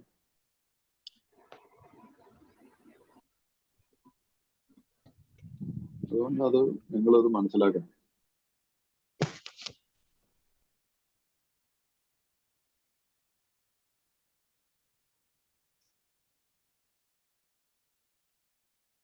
അപ്പൊ ഈ മനസ്സ് ശുദ്ധമാക്കൽ ഒരിക്കലും പൂർത്തിയെത്തുന്ന നിങ്ങൾ അവർ സ്വയം പരിശോധന നല്ലവണ്ണം നടത്തി. പക്ഷെ എന്തോ ചില മോശം ധാരണകൾക്ക് മീതെ അവർ വീണ്ടും തൂങ്ങിപ്പിടിച്ചു വന്നു. തങ്ങളുടെ താൻ എന്ന ഭാവവും ഭയവും മാറിയിട്ടുണ്ടായിരുന്നു എന്ന് തന്നെ അവർ കരുതി. എന്നിലുള്ള ഞാനെന്ന ഭാവവും ഭയമൊക്കെ മാറിയിട്ടുണ്ടെന്ന് ഞാൻ അങ്ങോട്ട് കരുതുകയാണ്. ഒന്നും പോയിട്ടുണ്ടായിരുന്നില്ല. പക്ഷെ മറ്റൊരാളോട് തങ്ങളുടെ കഥ പറയാൻ തയ്യാറാകുന്നവരെ ഞങ്ങൾ കരുതുന്ന തരത്തിലുള്ള മതിയായ വിനയമോ നിർഭയത്വമോ സത്യസന്ധമയോ അവർ പഠിച്ചിട്ടുണ്ടായിരുന്നില്ല. പിന്നെന്താ ഇതിന്റെ പറയാൻ? സ്വയം നമ്മൾ തന്നെ കാര്യങ്ങൾ മനസ്സിൽ ചിന്തിച്ചു, നമ്മൾ തന്നെ മാർക്കിടുക, ഞാൻ തന്നെ തീരുമാനിച്ചു, യെസ് നോ, അങ്ങനെയല്ല. 12 പടികളും 12 പാരമ്പര്യങ്ങളാണ് വായിക്കുന്നതാണെന്ന് തോന്നുന്നു. അത് നമ്മുടെ ഗ്രൂപ്പിലാണെന്നുണ്ടല്ല, ഈ പടിയിൽ വെച്ചാണ് എനിക്ക് നമ്മൾക്ക് ദൈവാനുഭവം ഉണ്ടായത്. അപ്പൊ ദൈവാനുഭവം ഉണ്ടാവുന്ന ഒരു പടിയാണ് ഗ്രൂപ്പിലായിരിക്കണം. അല്ലെങ്കിൽ 12 ഇതിനകത്തുണ്ടെങ്കിൽ നമ്മൾ മുമ്പോട്ട് വായിച്ചായിരുന്നു, അല്ലെങ്കിൽ 12 12 പടികളും 12 പാരമ്പര്യങ്ങളും 5ാമത്തെ പടിയിൽ എഴുതിയിട്ടുണ്ട്. ഈ പടിയിൽ വെച്ചാണ് ആദ്യമായി ഞങ്ങൾക്ക് ദൈവാനുഭവം ഉണ്ടായെന്ന് പറയുന്നത്. അപ്പൊ ഇത് നമ്മൾ ബാഹ്യമായിട്ട് ഇങ്ങനെ പറഞ്ഞു പോയിട്ട് കാര്യമുണ്ടോ? അപ്പൊ തങ്ങളുടെ തന്നെ ബൈബിൾ ഇംഗ്ലീഷിൽ വായിക്കുകയാണെങ്കിൽ they took inventory all right, മനസ്സുകൊണ്ട് ഇൻവെന്ററി എടുത്തു, but hung on to some of the worst items in stock. ചിലർ കടലാസിൽ എഴുതിയാൽ പോലും ചിലത് സത്യസന്ധമായിട്ട് എഴുതാതെ കുറെ കാര്യങ്ങൾ ഒഴിവാക്കും. അങ്ങനെയുള്ളവരുടെ they only thought, ഇറ്റാലിക്സിലാണ് എഴുതുന്നത്, thought italics, they had lost their egoism and fear. They only again thought they had humbled themselves, but they had not learned enough of humility, fearlessness, and honesty. In the sense we find it necessary until they told someone else all their life story. All എന്നുള്ളത് ഇറ്റാലിക്സിലാണ് കൊടുത്തിരിക്കുന്നത്. Thought ഇറ്റാലിക്സിലാണ്, 2 പ്രാവശ്യം thought എന്നുള്ളത് ഇറ്റാലിക്സിന് കൊടുക്കുന്നത്. ഇവിടെ എന്താണ്? until they told someone else all their life story. all അതിനകത്ത് കുറച്ച് കാര്യങ്ങൾ, അവിടെ പെണ്ണു പിടിക്കാൻ പോയ കാര്യം പറഞ്ഞിട്ടുണ്ടെങ്കിൽ അത് ശരിയാവില്ല. അല്ലെങ്കിൽ ഞാൻ ഒരാളെ വഞ്ചിച്ചിട്ടുണ്ട്, ഒരാളോട് കാശ് മേടിച്ചിട്ട് ഞാൻ പറഞ്ഞു ഞാൻ കാശ് മേടിച്ചിട്ടില്ല എന്ന് പറഞ്ഞ് ഷടിച്ചു നിന്നു. അങ്ങനെ 8 9 പടികൾ വരുമ്പോ അങ്ങനെ ഒരു സ്റ്റോറിയൊക്കെ വരുന്നുണ്ട് അതിനകത്ത്. 8 9 പടിയിൽ വരുമ്പോ 9ാമത്തെ പടിയിൽ അങ്ങനെയൊക്കെയുള്ള കഥകൾ ഒത്തിരി ഉണ്ടാവാം. അല്ലെങ്കിൽ ഏതെങ്കിലും ഒരു പെൺകുട്ടിയായിട്ട് പ്രേമബന്ധം ഉണ്ടായി, അവളെ ദുരുപയോഗം ചെയ്തു, അതിനുശേഷം നമ്മൾ വളരെ കണ്ണടച്ച് മാന്യനായിട്ട് നടന്നു. ആ കുട്ടിയുടെ ജീവിതം ചിലപ്പോ പല എന്തായാലും ഒരു നാശത്തിലേക്ക് പോയിട്ടുണ്ടാവുമല്ലോ. അപ്പൊ ഇതൊക്കെ നമുക്ക് മടിയാണ്. ഇതൊക്കെ പറഞ്ഞു കഴിഞ്ഞാൽ ഇതിന്റെ ഒന്നും ആവശ്യമില്ല, ഇതും മദ്യപാനായിട്ട് എന്താണ് ബന്ധം? പിന്നെ ചില കാര്യങ്ങളുടെ ഭയത്തെ കുറിച്ചുള്ളവർക്ക് എഴുതാനായിട്ട് ബുദ്ധിമുട്ടാണ്. എനിക്ക് ഭയമൊന്നുമില്ല. എന്ത് ഭയം? ഭയമായിട്ട് കിടന്നിട്ട് ഉറക്കം വരാത്ത ആളാണ്. പല കാരണങ്ങളുണ്ടാവാം. ഇത് എഴുതി തുടങ്ങുമ്പോൾ ഒരാളുടെ, അതിനാണ് നിങ്ങളുടെ സ്പോൺസർ വേണ്ടത്. ഈ സ്പോൺസറുമായിട്ട് സംസാരിച്ചു കഴിയുമ്പോൾ നിങ്ങളുടെ മുമ്പിൽ നിങ്ങൾ ഇത് എഴുതാനായിട്ട് തയ്യാറാകുമ്പോൾ എന്റെ അടുത്ത് ശരിക്കും ഞാനിപ്പോ എന്റെ സ്പോൺസർ എന്നോട് പറഞ്ഞിട്ട് ഞാൻ മടിച്ചു എഴുതാൻ ഞാൻ പക്ഷെ തയ്യാറായി, ഇതല്ലാതെ കാര്യം നടക്കൂല എന്ന് ഈ ബുക്ക് വായിച്ച് കേൾപ്പിച്ചു കഴിഞ്ഞപ്പോ മനസ്സിലായി.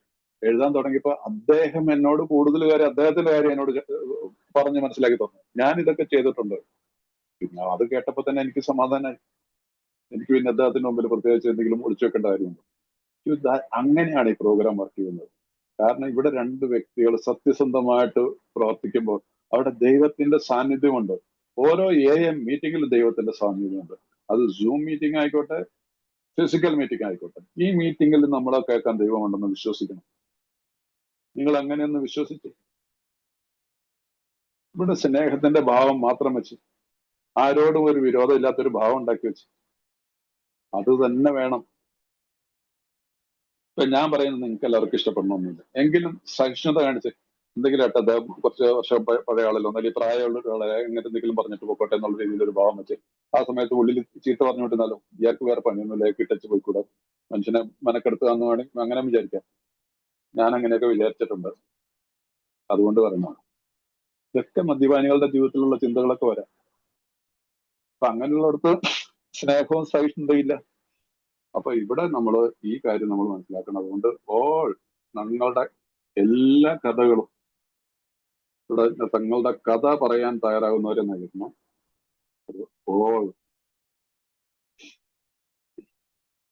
അത് ചെയ്യാത്ത പക്ഷം, അങ്ങനെയില്ലാത്തവരടുത്തുള്ള ഞങ്ങൾ കരുതുന്ന തരത്തിലുള്ള മതിയായ വിനയമോ നിർഭയത്വമോ, we have to be fearless, we have to be honest.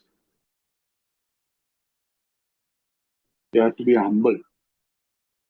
Entire whole step 11 പടികളുടെയും കഴിഞ്ഞു കഴിഞ്ഞാൽ ആ എന്താണ് ഹ്യൂമിലിറ്റിയാണ്. മനസ്സിലായില്ല? ആ ഹ്യൂമിലിറ്റി എന്നുള്ള വാക്ക് കേൾക്കുമ്പോൾ ഒരു എളിമയുള്ളവനായി മാറുന്നു. ആ എളിമയല്ല ഇത്. ഒരു വ്യക്തിയിൽ ഉണ്ടാവുന്ന ദൈവികമായിട്ടുള്ള പരിണാമമാണ് എളിമ. എളിമയുള്ളവർക്ക് സ്നേഹമുണ്ട്, സ്നേഹമുള്ളവർക്ക് സഹിഷ്ണുതയുണ്ട്, സഹിഷ്ണുതയുള്ളവർക്ക് ഭക്തിയുണ്ട്, ഭക്തിയുള്ളവർക്ക് വിശ്വാസമുണ്ട്.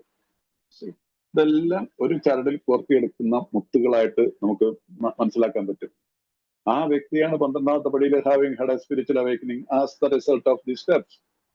ഈ പടികളിൽ നിന്ന് കിട്ടിയ പ്രചോദനത്തിന്റെ ഫലം. പ്രചോദനം എന്നുള്ള വാക്ക്, മലയാളത്തിലുള്ള വാക്ക് വളരെ താഴ്ന്ന നിലയിലുള്ള വാക്ക്. അതിനേക്കാളും വലിയ വാക്ക് വല്ലതും ഉണ്ട് ഈ മലയാളത്തിലോ ഉണ്ടോ എന്ന് എനിക്ക് അറിയത്തില്ല. സ്പിരിച്വൽ അവേക്കനിങ്, ആത്മീയമായിട്ടുള്ള ഉണർവ് എനിക്കറിയത്തില്ല. അതിന് ആരെങ്കിലും മലയാളത്തിലോ എക്സ്പെർട്ട് ആയിട്ടുള്ളവരുണ്ടെങ്കിൽ കണക്ക്. പക്ഷെ ഏതായാലും ഇത്ര മനസ്സിലായല്ലോ. വളരെ ഉന്നതമായിട്ടുള്ള തലത്തിലേക്കാണ് നമ്മൾ ഈ പ്രോഗ്രാം കൊണ്ടുപോകുന്നത്. അപ്പൊ അതിന് ഏറ്റവും ഇമ്പോർട്ടന്റ് ആയിട്ടുള്ള 2 പടികളാണ് ഈ 4ഉം 5ഉം പടികൾ. ഇവിടെ ഞാൻ വിനയാന്യതനായിട്ട് മാറണം. യുദ്ധമില്ല. എനിക്കറിയുന്ന ആരോടെങ്കിലും യുദ്ധത്തിന് പോയി കഴിഞ്ഞാൽ ഭയത്തിന് പോകും, വിദ്വേഷം ഉണ്ടാവും, എന്റെ സമാധാനം കിട്ടും, എന്റെ മനസ്സമാധാനം കിട്ടുന്നത്. ഇന്ന് എനിക്ക് അതിന് പണ്ടൊന്നും ഞാൻ അറിയത്തില്ലായിരുന്നു. എന്റെ മനസ്സമാധാനം കിട്ടും. ഞാൻ രാത്രി മുഴുവൻ കിടന്ന് എന്ത് ചെയ്യണം, നാളെ എങ്ങനെ അതിനെ നേരിടണം, അങ്ങനെയുള്ള പല ചിന്തകൾ നമുക്ക് എല്ലാവർക്കും അറിയാം. മദ്യപിക്കുന്ന കാലത്തും മദ്യപാനം നിർത്തിയതിന് ശേഷം ഒക്കെയുള്ള കാലത്ത് ഇതെല്ലാം ഉണ്ടായിട്ടുണ്ട്. ഇനി അങ്ങനെയില്ല. ഇന്ന് എനിക്കൊരു അറിവ് കിട്ടിയിട്ടുണ്ട്, അതിന് അനുഭവം കിട്ടിക്കൊണ്ടിട്ടുണ്ട്, ഇന്ന് മനസ്സമാധാനമുണ്ട്. അപ്പൊ അതുകൊണ്ട് അവർ പഠിച്ചിട്ടുണ്ടായിരുന്നില്ല. അടുത്ത പാരഗ്രാഫിലേക്ക് വന്ന ഞാൻ ഇത്തിരി ടയർഡാണ്, നോക്കാം എത്ര വരെ പോകുന്നു. അപ്പൊ മറ്റുള്ള പലരേക്കാൾ കൂടുതലായി ഒരു അമിത മദ്യപാനാസക്തൻ ഇരട്ട ജീവിതം നയിക്കുന്നു. മറ്റുള്ള പലരേക്കാൾ കൂടുതലായി ഒരു അമിത മദ്യപാനാസക്തൻ ഇരട്ട ജീവിതം നയിക്കുന്നു. More than most people the alcoholic leads a double life. He is very much the actor. പുറം ലോകത്തിനെ അയാൾ തന്റെ നാടക സ്വഭാവം കാണിച്ചു കൊടുക്കുന്നു. നമ്മൾ മദ്യപാനികളെ കുറിച്ച് എഴുതിയിരിക്കുന്നതാണ്. മറ്റുള്ളവരെ പലരേക്കാൾ എന്ന് പറഞ്ഞാൽ സാധാരണ ആളുകളെക്കാൾ എല്ലാവർക്കും ഉണ്ടത്. പക്ഷെ നമ്മളിൽ കൂടുതലായി നമ്മൾ ഇരട്ട ജീവിതമാണ് നയിക്കുന്നത്. പുറം ലോകത്തിലെ അയാൾ തന്റെ നാടക സ്വഭാവം കാണിച്ചു. അയാളുടെ സഹജീവികളെ കാണിക്കുവാൻ അയാൾ ഇഷ്ടപ്പെടുന്ന കാര്യമാണിത്. കുറെയൊക്കെ മാന്യത അനുഭവിക്കണമെന്ന് അയാൾക്ക് ആഗ്രഹമുണ്ട്. പക്ഷെ താനത് അർഹിക്കുന്നില്ലെന്ന് തന്റെ ഉള്ളിൽ അയാൾക്കറിയാം. He wants to enjoy a certain reputation, but knows in his heart he doesn't deserve it.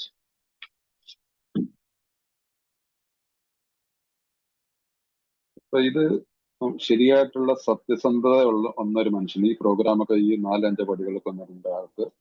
അയാൾക്ക് ആഗ്രഹമുണ്ട്. പക്ഷെ ഇവിടെ എന്താണ്, താൻ അത് അർഹിക്കുന്നില്ല. തന്റെ ഉള്ളിൽ സത്യസന്ധമായിട്ട് മനസ്സിലാക്കാൻ പറ്റും. അതൊരു തരത്തിലൊരു ഒരു ഹമ്പിളാവുന്ന ഒരു സ്ഥലമാണ്.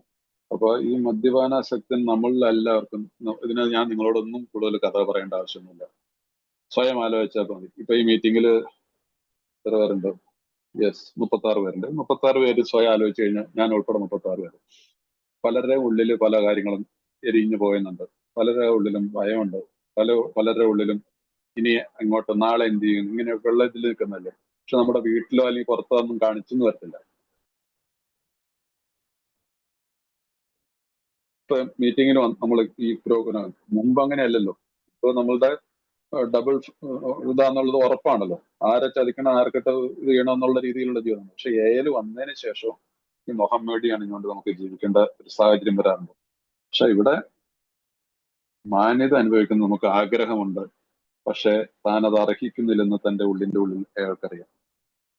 പക്ഷെ അതിന്റെ മുമ്പോട്ട് പോകുമ്പോൾ പറയാണ്, ഈ പരസ്പര വൈരുദ്ധ്യം ഈസ് മേഡ് വേഴ്സ്. ഞാൻ കൂടുതൽ കുടിച്ചു കൂത്താടുന്ന കാര്യങ്ങളിലൂടെ കൂടുതൽ വഷളാവുന്നു. ഇങ്ങനെയുള്ള ഒരു വൈരുദ്ധ്യം ഈ പടികളൊക്കെ ചെയ്തില്ലെങ്കിൽ നമ്മൾ കുടിച്ചു കൂത്താടുമ്പോൾ കൂടുതൽ വഷളാവുന്നു. ബോധം തെളിയുമ്പോൾ അവ്യക്തമായവർക്കുന്ന ചില സംഭവങ്ങൾ അയാളെ പരിഭ്രാന്തനാക്കുന്നു. ഈ ഓർമ്മകൾ ഒരു ഭീകരമായ അനുഭവമാണ്. തന്നെ ആരെങ്കിലും നിരീക്ഷിച്ചിട്ടുണ്ടാവുമെന്ന ചിന്ത തന്നെ അയാളെ ഭയചകിതനാവുന്നു. കഴിയുന്നിടത്തോളം ഈ ഓർമ്മകളെ അയാൾ സ്വന്തം അന്തരംഗത്തിലേക്ക് തള്ളി അമർത്തുന്നു. ഒരിക്കലും ഇനി അവ പാൽവെളിച്ചം കാണുകയില്ലെന്ന് അയാൾ പ്രതീക്ഷിക്കുന്നു. സ്ഥിരമായ ഭയത്തിന്റെയും മാനസിക വിരോധത്തിന്റെയും ഇടയിൽ അയാൾ പെടുന്നു. അതാകട്ടെ കൂടുതൽ കുടിയിലേക്ക് അയാൾ എത്തിക്കുന്നു. ഇതാണ് ഇവിടെ വലിയൊരു സംഭവം. ഈ രീതിയിൽ നമ്മൾ ഒരു ഡ്രൈ ഡ്രങ്ക് സ്റ്റേറ്റിൽ കുറെ കഴിഞ്ഞു കഴിഞ്ഞാൽ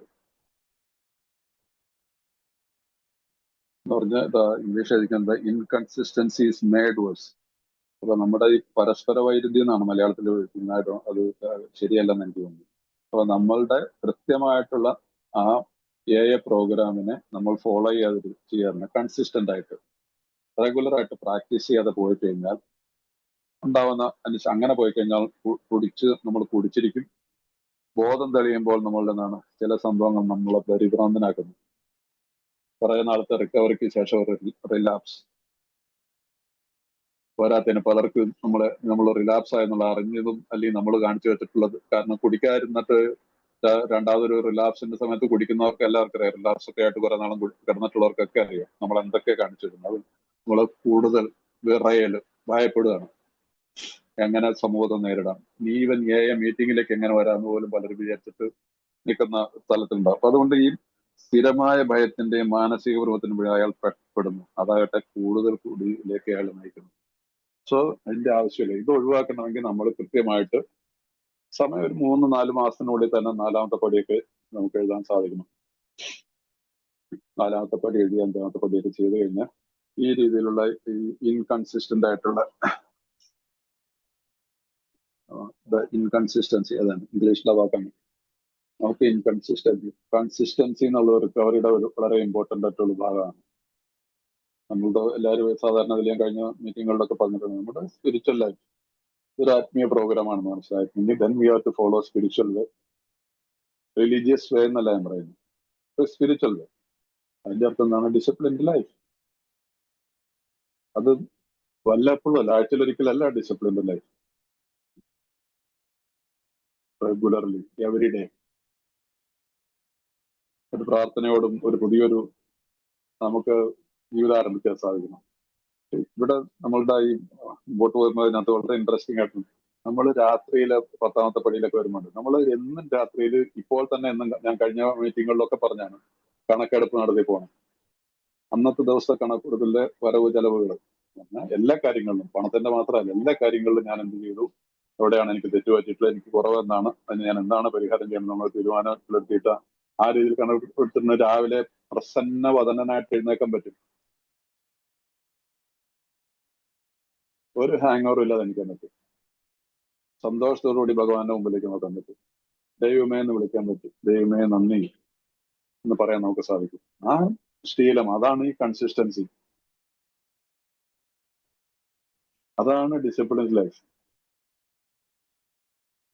സോ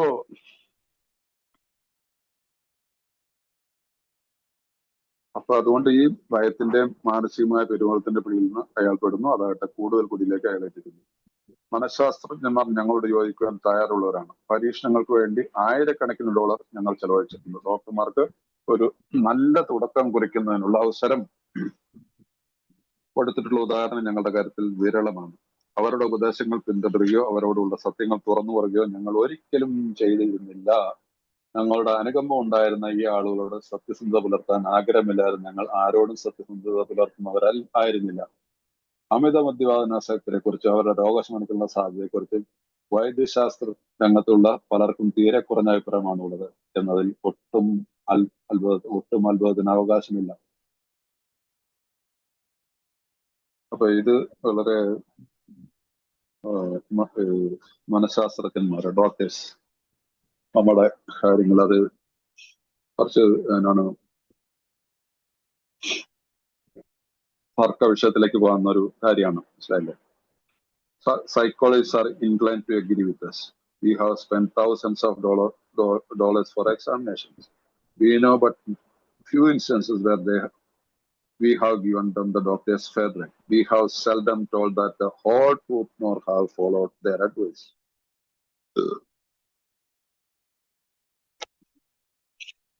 പക്ഷെ പലരും ഇന്നും മെഡിക്കൽ സയൻസിനെ ഒരു ഷീൽഡായിട്ട്, ഒരു കവചമായിട്ട് ഉപയോഗിക്കുന്നു എന്നുള്ളതാണ് ഏറ്റവും വലിയ വശം. അത് ഡോക്ടേഴ്സും അതിനെ ദുരുപയോഗം ചെയ്യുന്നതാണ്. അങ്ങനെയുള്ള പണമുള്ള ആളുകളെ ഇന്നും ദുരുപയോഗം ചെയ്തു പോവാണ്. ഈ മെഡിക്കൽ സയൻസിന് ഇതിന് സാധിക്കുമോ എന്നായിരുന്നെങ്കിൽ ഇതിന്റെ ആവശ്യമില്ല. 1939 ബുക്ക് പബ്ലിഷ് ചെയ്യുന്നതിനും ഏതാനും ഒരു വർഷം മുമ്പ് ഇതായിരിക്കണം ഡോക്ടേഴ്സ് ഒപ്പീനിയനിൽ ഡോക്ടർ സിൽക്വർത്ത് എഴുതുന്നു. അദ്ദേഹം എഴുതിയ വളരെ കൃത്യമായിട്ടുള്ള ഒന്നാണ്. ഞങ്ങൾക്ക് ഡോക്ടേഴ്സിന് ഇതിന് മനസ്സിലായില്ല പ്രശ്നം എന്താണെന്നുള്ളത്. ഇത് മെന്റലി ആൻഡ് ഫിസിക്കലി, മുമ്പ് മെന്റലി എന്ന് മാത്രമാണ് കരുതുന്നത്. ഡോക്ടർ സിൽക്വർത്ത് ആണ് അത് ഇത് ശാരീരികമായിട്ടും ബാധിക്കുന്ന രോഗമാണെന്ന് പറയുന്നത്. ഇതിനുള്ള പരിഹാരം എന്ന് പറഞ്ഞിട്ടുണ്ടെങ്കിൽ that is alcoholics need A moral psychology, admitting the truth, സത്യത്തെ അംഗീകരിക്കുക. ഡോക്ടേഴ്സ് പറയുന്ന രീതിയിൽ എല്ലാം പറഞ്ഞു. നിന്റെ ജീവിതം പോകും, നിന്റെ ലിവർ പോകും, നിനക്ക് അത് പോകും, നിന്റെ സമ്പത്തും പോകും. എല്ലാം പോയി കഴിഞ്ഞതിന് ശേഷം മദ്യപാനികൾ പറഞ്ഞോ ഇനിയും സമയമുണ്ട്, എനിക്ക് സാറ് പറഞ്ഞാൽ സാറ് എന്തെങ്കിലും ഗുളിക എഴുതി തരാൻ പറയും. 1 മാസം ഞാനിവിടെ കിടന്നിട്ട് എന്നെ പുറത്ത് വിട്ടാൽ ഞാൻ അപ്പോഴത്തേക്ക് ശരിയായിക്കോളി പറയും. പിന്നെ ഇറങ്ങി അതിന്റെ പിറ്റേ ദിവസം തന്നെ അടിക്കും. ഇന്നും അത് സംഭവിച്ചുകൊണ്ടിരിക്കുക.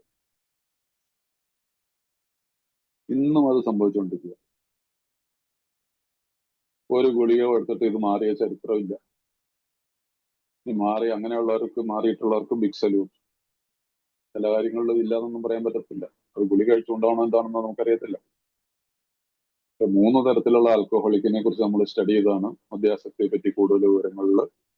അതിനകത്തുള്ളതിൽ ആ 3ാമത്തെ തരത്തിലുള്ള ആളുകളാണ് നമ്മൾ. അവരുടെ കാര്യത്തിൽ ഇതൊന്നും വർക്ക് ചെയ്തിട്ട് വളരെ വളരെ റയറസ്റ്റ് ആണ്.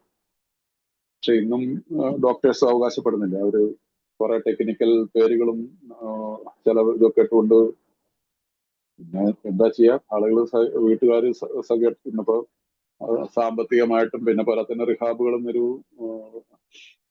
ഒരു സുഖവാസ കേന്ദ്രമായിട്ട് മാറിയിട്ടുണ്ട്. ഇവിടെ ഞാനിപ്പോ ഡൽഹിയിലാണ്. ഇവിടെയൊക്കെ 3 മാസത്തേക്കൊക്കെ 3.5 ലക്ഷം രൂപയൊക്കെയാണ് ചാർജ് ചെയ്യുന്നത്. മനസ്സിലായില്ല? 4 ലക്ഷം, 3.5 ലക്ഷം. 3 ലക്ഷമൊക്കെ കോമൺ ആണ്. അപ്പൊ AC റൂം, നല്ല ഫുഡ് സൗകര്യങ്ങള്, TV ഇതെല്ലാം കണ്ട് അങ്ങനെ ഇരുന്ന് ഇങ്ങനെ കുറച്ച് എന്തെങ്കിലും എക്സസൈസും കുറെ മരുന്നൊക്കെ ആയിട്ട് 3 മാസം കഴിഞ്ഞ് ഇറങ്ങും. 3 മാസം 6 മാസത്തെ കഴിയുമ്പോൾ വീണ്ടും വീട്ടുകാർ കൊണ്ട്, കാശുള്ളവരാണ് കൊണ്ടുവരും. അല്ലാത്തവരുണ്ട്, കാശില്ലാത്തവരുണ്ട്. 20,000 30,000 അവിടെ നല്ല അടിയും കൊടുത്ത് 6 മാസം 3 ചിലർ തിരിച്ചു വിളിക്കാനും വരാതെ കുന്നിട്ടല് പൊത്തി അടിച്ചു കൊണ്ടു നല്ല അടിയും കൊടുത്തിട്ട്. ശരി, ഇതെല്ലാം ചികിത്സാ കേന്ദ്രങ്ങൾ ചെയ്യുന്നതാണ്. എന്നിട്ടും ഈ ഒരുപാട് ഡോക്ടർമാരുണ്ട് വസ്തുത്തിൽ ചെയ്യുന്ന ഇങ്ങനെയുള്ളൊരു, അവരെ കുറിച്ചൊക്കെ എന്ത് പറയണം? യെസ്, അതുകൊണ്ടാണ് ഞാൻ പറഞ്ഞൊരു തർക്ക വിഷയത്തിലേക്ക് വന്നൊരു ഇതാണ്. അതിൽ നമുക്ക് അങ്ങോട്ട് അധികം പോകണ്ട. അപ്പൊ അവരുടെ ഉപദേശങ്ങൾ പിന്തുടരുക, അവരോട് ഉള്ള സത്യങ്ങൾ തുറന്നു പറയുക ഞങ്ങൾ ഒരിക്കലും ചെയ്യുന്നില്ല. ആ ഒരു കാര്യം ആരെ അംഗീകരിക്കും? ഒരുത്തിനും ഒരു 4th സ്റ്റെപ്പ് തന്റെ ചികിത്സിക്കുന്ന ഡോക്ടറോട് കൊടുക്കില്ല. ചിലര് AA പ്രോഗ്രാമിനെയൊക്കെ കോപ്പി ചെയ്തുകൊണ്ടാണ് പല റിഹാബുകളും. അവരവിടെ 4th സ്റ്റെപ്പ് എഴുതാൻ പറയാതെ ഈ വെള്ളം അടിച്ച് തൂങ്ങി പുറത്തേക്ക് ഇറങ്ങാനായിട്ട് നോക്കി ഭാര്യനെ ചീത്ത പറഞ്ഞു, അപ്പനും ചീത്ത പറഞ്ഞു, ഡോക്ടറും ചീത്ത പറയുന്നതോട് പറയണമെന്ന് 4ാമത്തെ പടി എഴുതുന്ന പറഞ്ഞാൽ എഴുതിയില്ലെങ്കിൽ വിടത്തില്ല എന്ന് പറയും. അപ്പൊ പിന്നെ അവൻ എന്തെങ്കിലും എഴുതി വെക്കും. 5ാമത്തെ പടി കൗൺസിലറായിട്ട് ഏതെങ്കിലും കൗൺസിലറായിട്ട് ഏതെങ്കിലും ഒരു മദ്യപാനിയുള്ള കാര്യം തുറന്നു പറയും. എന്തെങ്കിലും എന്ന് പറഞ്ഞിട്ട് എന്ത് വരും, ഇത്രയൊക്കെ ഉള്ളൂ എന്ന് പറയും. അതല്ല നമ്മുടെ പ്രോഗ്രാം. അതിസൂക്ഷ്മതയോടും ഭയം കൂടാതെ, അതാണ് നമുക്ക് ആവശ്യമുള്ളത്.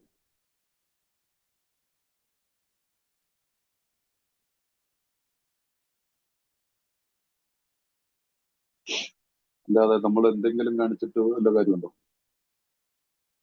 അതിസൂക്ഷ്മതയോടും ഭയം കൂടാതെയും ഞങ്ങളുടെ ധാർമ്മിക നിലവാരത്തെ വിലയിരുത്തി. 5ാമത്തെ പടിയിൽ ഇപ്പൊ നമ്മളായിരിക്കുന്നത് ഞങ്ങളുടെ തെറ്റുകൾ ദൈവത്തോടും സ്വന്തമായി വേറൊരു വ്യക്തിയോടും ഞങ്ങൾ കൃത്യമായി ഏറ്റുവരും. ഇതാണ് നമ്മുടെ റിക്കവറി പ്രോസസ്. അതിന്റെ ഏറ്റവും ഇമ്പോർട്ടന്റ് ആയിട്ടുള്ള ഒരു ഭാഗത്തൂടെയാണ് നമ്മളിപ്പോ ആയിരിക്കുന്നത്.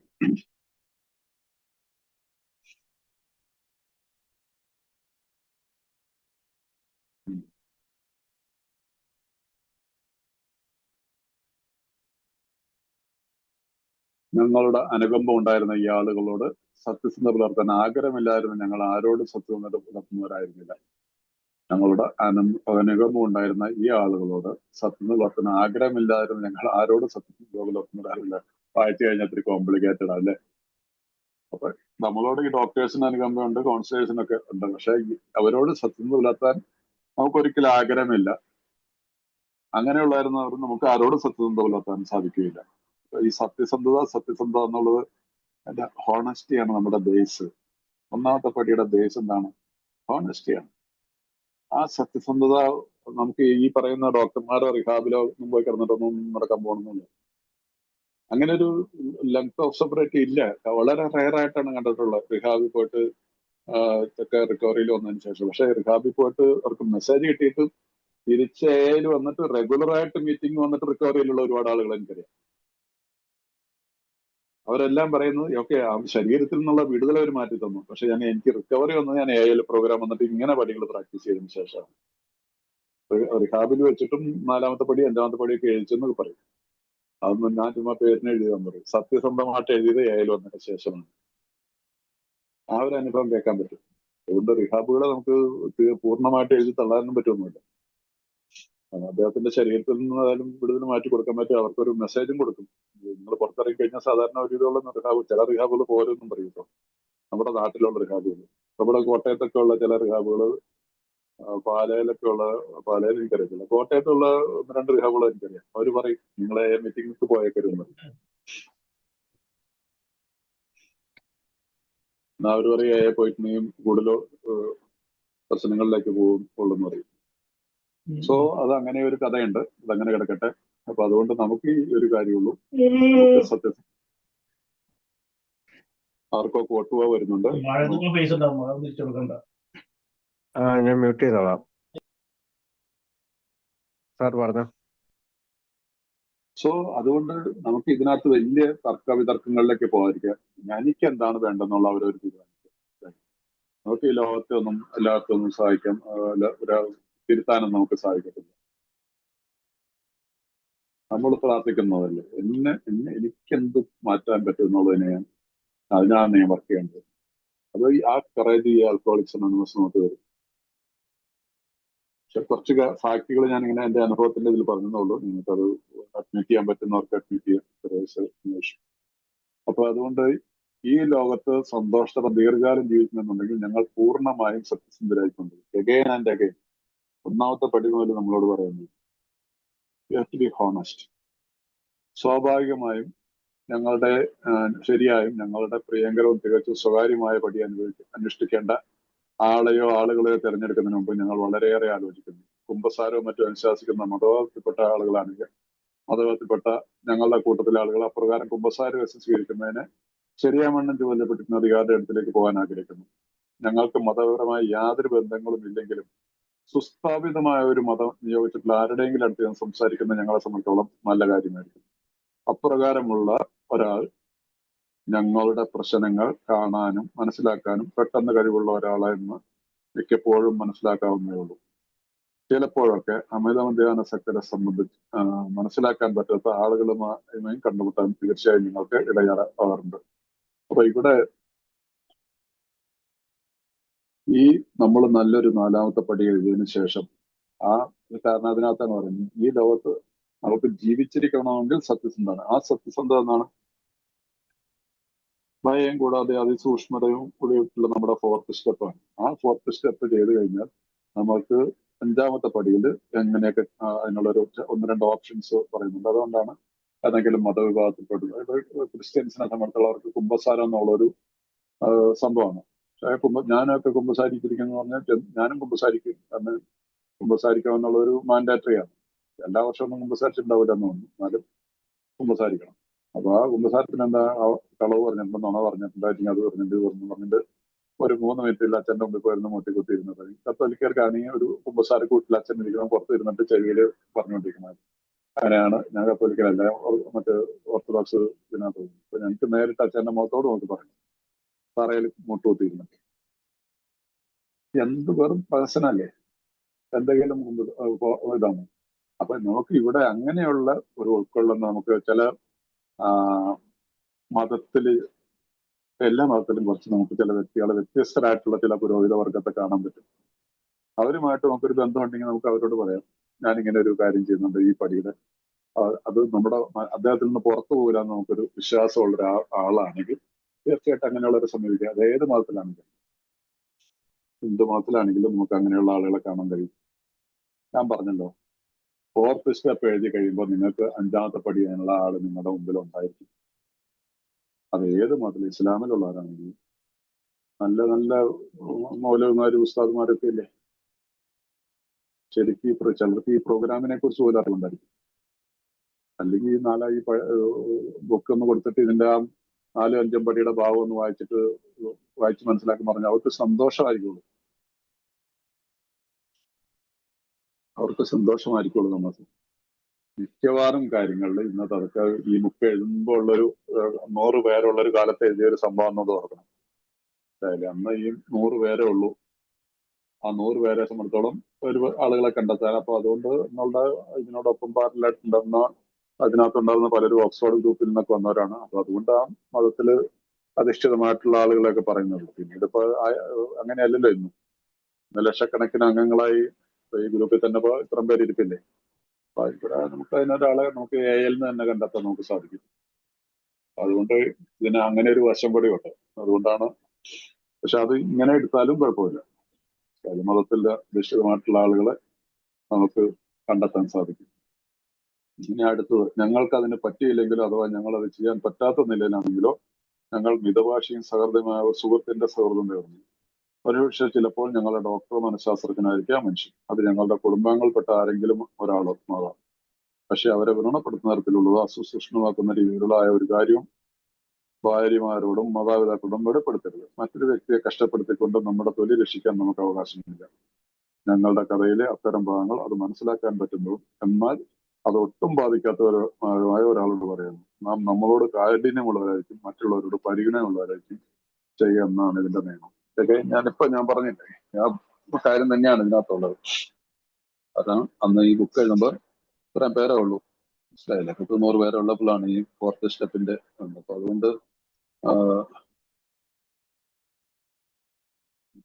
നമുക്ക് അന്നത്തെ കാലത്ത് അവരെ സംബന്ധിച്ചോളം ഈ പ്രോഗ്രാം മനസ്സിലാക്കുന്നവരെന്ന് പറഞ്ഞാൽ 100 പേരും കുറച്ച് പേര് വന്നു പോയിരുന്നവരും പിന്നെ കുറച്ച് ഓക്സ്ഫോർഡ് ഗ്രൂപ്പിലെ കുറച്ച് പുരോഹിതം വർഗം അങ്ങനെയൊക്കെ ഉള്ളവരൊക്കെയാണല്ലോ. അപ്പൊ അതുകൊണ്ടൊക്കെ ആയിരിക്കണം അന്നങ്ങനെ എഴുതുന്നത്. പക്ഷെ ഇന്നിപ്പോ അതിന്റെ ഒരു ആവശ്യമില്ല ഈ ഒരു ഭാഗത്തിന്. പക്ഷെ അതിനകത്തൊരു കാതലായിട്ടുള്ള ഭാഗം, ഒരു ഓപ്ഷൻ നമുക്ക് വരുന്നുണ്ട്, മനസ്സിലായില്ലേ. അത് അങ്ങനെ തന്നെ ആവണമെന്നുള്ളൊരു ആവശ്യമില്ല. പക്ഷെ ഓരോരുത്തരും നമ്മളെ മനസ്സിലാക്കുന്ന സഹൃദയനായിട്ടുള്ള ഒരു സുഹൃത്തിന്റെ സഹായം. ഒരുപക്ഷെ നമ്മളെ കുറിച്ച് ഒരുവിധമുള്ള കാര്യങ്ങൾ അറിയാവുന്ന ഒരാളും ഒക്കെ ഉണ്ടാവും. പിന്നെ AI കുറിച്ച് മനസ്സിലാക്കിയിട്ടുള്ള ഡോക്ടറോ അല്ലെങ്കിൽ സൈക്കാട്രിസ്റ്റൊക്കെ, മനഃശാസ്ത്രജ്ഞനോ സൈക്കോളജിസ്റ്റ് ഒക്കെ ആവാം. പക്ഷെ ഇവിടെ അത് പറയുന്നില്ല. അത് ഞങ്ങളുടെ കുടുംബത്തിൽപ്പെട്ട ആരെങ്കിലും ഒരാളാകാം, മനസ്സിലായില്ലേ. അന്ന് ആ കാലത്ത് അങ്ങനെ ഒരു ഓപ്ഷൻ ഉണ്ടായിരുന്നു, മനസ്സിലായില്ലേ. ഒരു പക്ഷെ ശരിക്കും അടുത്തൊരാളെ നമ്മൾക്ക് ഇന്നത്തെ കാലത്തൊന്നും എനിക്ക് തോന്നുന്നില്ല അങ്ങനെ ഒരാളെ നമുക്ക് ഇതിന്റെ ആവശ്യമില്ല. ആ കാലത്ത് അതൊരു അതല്ല. അതുകൊണ്ട് ഇത് 5ാമത്തെ പടിയുടെ ഒരു ഓപ്ഷനായിട്ട് പറയാറുണ്ട് ഈ പാരഗ്രാഫ്, മനസ്സിലായി. അത് പക്ഷെ എപ്പോഴും ഓർക്കുക, ഏതായാലും അങ്ങനെ ചെയ്താലും ഇന്നത്തെ കാലത്ത് ചെയ്താൽ പോലും നമുക്ക് ഓർത്തിരിക്കേണ്ട ഒരു കാര്യമാണ്. പക്ഷെ അവരെ വ്രണപ്പെടുത്തുന്ന തരത്തിലുള്ള അസന്തുഷ്ടരാക്കുന്ന രീതിയിലുള്ളതായ ഒരു കാര്യവും ഭാര്യമാരോടും മാതാപിതാക്കളും എടുത്തു. ഭാര്യമാരോടൊക്കെ 5ാമത്തെ പടി ചെയ്യാൻ പറ്റും. ഈ ഭാഗം വെച്ചുകൊണ്ടൊക്കെയാണ് ഇന്നത്തെ കാലത്ത് ചില പഴമക്കാർ ചിലത് പറയും ഭാര്യമാരോടൊക്കെ വേണ്ടി നമുക്ക് വേണമെങ്കിൽ 5ാമത്തെ പടി ചെയ്യാൻ. ഇങ്ങനെ ഇമ്പോസിബിൾ. ഞാനിപ്പോ ഈ അടുത്ത കാലത്ത് 5ാമത്തെ പടി ചെയ്ത 2 പേരുടെ കാര്യം എനിക്കറിയാം. അവരോട് 5ാമത്തെ പടി കഴിഞ്ഞിട്ട് അത് നശിപ്പിച്ച് കളഞ്ഞേക്കണം എന്ന് പറഞ്ഞാൽ എന്തോ ഒരു ബോധപൂർവമാണോ എന്തുകൊണ്ടാണ് സൂക്ഷിച്ചു വെച്ചിരുന്നത്. അത് ഭാര്യമാരുടെ കയ്യിൽ എത്തിപ്പെട്ടു, മനസ്സിലായില്ലേ. 2 പേരും ഇപ്പൊ സ്ട്രഗിൾ ചെയ്യാണ് ആ റിലേഷൻ വീണ്ടും ഇതാക്കാനായിട്ട്. മാനസികമായിട്ടുള്ള അകർച്ചയുണ്ടാവും. അപ്പൊ അതുകൊണ്ട് നമ്മൾ പലപ്പോഴും നമ്മളുടെ ഈ അഴുക്കുകൾ അഴുക്കാൻ വേറെ ആളുടെ തലയിലേക്ക് എത്തിക്കാനും അതുപോലെ തന്നെ ഈ വളരെ ഇതായിട്ട് രഹസ്യമയമായിട്ട് സൂക്ഷിക്കേണ്ടതുമാണ്. അതും ഞാൻ ഇതിനോടൊപ്പം പറഞ്ഞു. നിങ്ങളുടെ 4ാമത്തെ പടി നിങ്ങളുടെ കയ്യിൽ ഉറപ്പായിട്ടും നിങ്ങളുടെ ലോക്ക് ആൻഡ് കീയിൽ തന്നെയായിരിക്കണം. ഒരിക്കലും കെയർലെസ് ആയിട്ട് ഇത് എഴുതിയിരുത്തത്. അതുപോലെ നമ്മൾ പറയുന്ന ആളോട് അവർക്കത് വേദന ഉണ്ടാക്കുന്നതിന് നമ്മൾ ആ കാര്യം പറയാൻ പാടുണ്ടോ? നമ്മുടെ വിഷമം ഇറക്കാനും അയാളുടെ വിഷമിപ്പിച്ചിട്ട് എന്ത് കാര്യമുള്ള? നമ്മുടെ അടുത്ത സുഹൃത്താണ്. അദ്ദേഹത്തിന്റെ ഏതെങ്കിലും ബന്ധപ്പെട്ടുള്ള ഒരു വ്യക്തിയെ ഞാൻ എന്തെങ്കിലും ദുരുപയോഗം ചെയ്തതിനെ കുറിച്ച് അയാളോട് പറയുമ്പോൾ അയാൾക്ക് വേദന ഉണ്ടാകത്തില്ല. അപ്പൊ അതുകൊണ്ട് എന്റെ ഭാരം ഇറക്കാനായിട്ട് വേറൊരു തലയിലേക്ക് ഇതൊന്നും ചെയ്തത്. അപ്പൊ അതുകൊണ്ട് ആ കാലത്തുള്ള ഒരു കാര്യമായിട്ട് ഇതിനെ കാണുക. പക്ഷെ ഇത് ഇന്നത്തെ കാലത്തും അത് റിലവന്റ് ആണ്. മറ്റൊരു വ്യക്തിയെ കഷ്ടപ്പെടുത്തിക്കൊണ്ട് നമ്മുടെ തൊഴിൽ രക്ഷിക്കാൻ നമുക്ക് ആവശ്യമില്ല. ഞങ്ങളുടെ കഥയിലെ അത്തരം ഭാഗങ്ങൾ അത് മനസ്സിലാക്കാൻ പറ്റുന്നു. എന്നാൽ അത് ഒട്ടും ബാധിക്കാത്ത ഒരാളോട് പറയുന്നു, നാം നമ്മളോട് കാഠിന്യമുള്ളവരായിരിക്കും, മറ്റുള്ളവർ പരിഗണനയുള്ളവരായിരിക്കും ചെയ്യുക എന്നാണ് നിയമം. നാം നമ്മളോട് കാഠിന്യമുള്ളവരായിരിക്കും, മറ്റുള്ളവരോട് പരിഗണനയുള്ളവരായിരിക്കും. അത് yes, the rule is we must be hard on ourselves but always considerate to others. അത് അതിനകത്തൊരു കാര്യം 20ാമത്തെ പേജിലൊരു ആയിട്ടുണ്ടോ?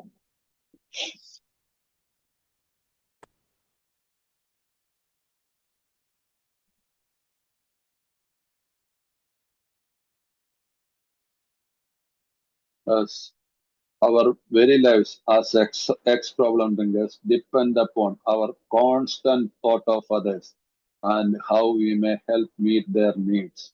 സ്നേഹമായിരിക്കണം നമ്മുടെ ഈ ഒരു മനോഭാവത്തിൽ നമ്മുടെ ഉള്ളിൽ സ്നേഹത്തിന്റെ ഒരു ഭാവമാണ് ഉണ്ടാക്കുന്നത്. അല്ലാതെ നമ്മളുടെ വിഴുപ്പ് അലക്കിയിട്ട് മറ്റുള്ളവന്റെ വീട്ടിലെ സമാധാനം കെടുത്താൻ നമ്മൾ ശ്രമിക്കരുത്. മലയാളത്തില്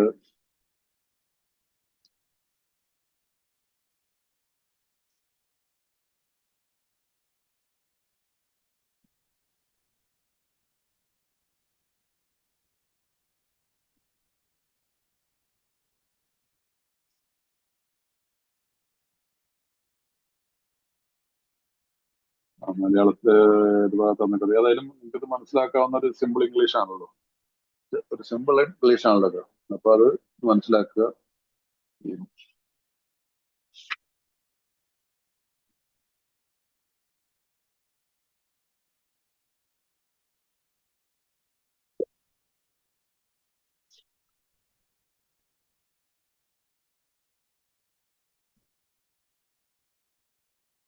Yes, the rule is we must be hard on ourselves, but always considerate of others. മറ്റുള്ളവരെ നമ്മൾ കരുതുന്നുള്ളവരായിരിക്കും. അതുകൊണ്ട് ഞാൻ 5ാമത്തെ പടി ചെയ്യുന്നതുകൊണ്ട് ഞാനൊരു വിശുദ്ധനാവാൻ പോകുന്നു എന്നുള്ളൊരു ഭാവം നമ്മുടെ ഉള്ളിൽ വരാൻ പാടില്ല. ആ രീതിയിൽ നമ്മൾ ഈ പടിയെ എടുത്തു പോവുക.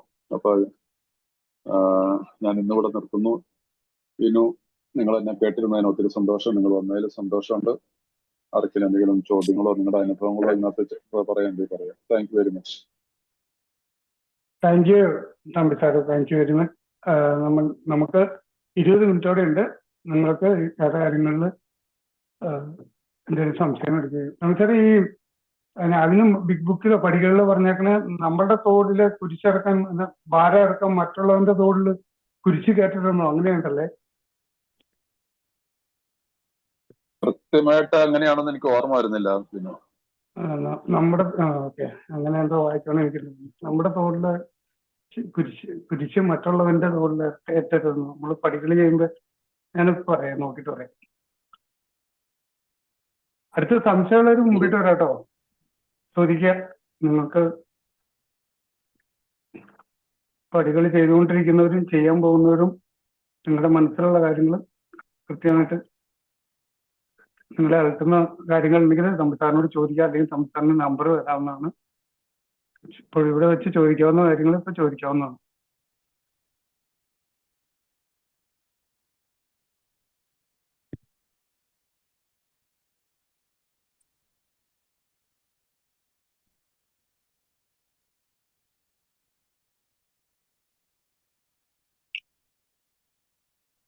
ആർക്കും സംശയങ്ങളൊന്നുമില്ല.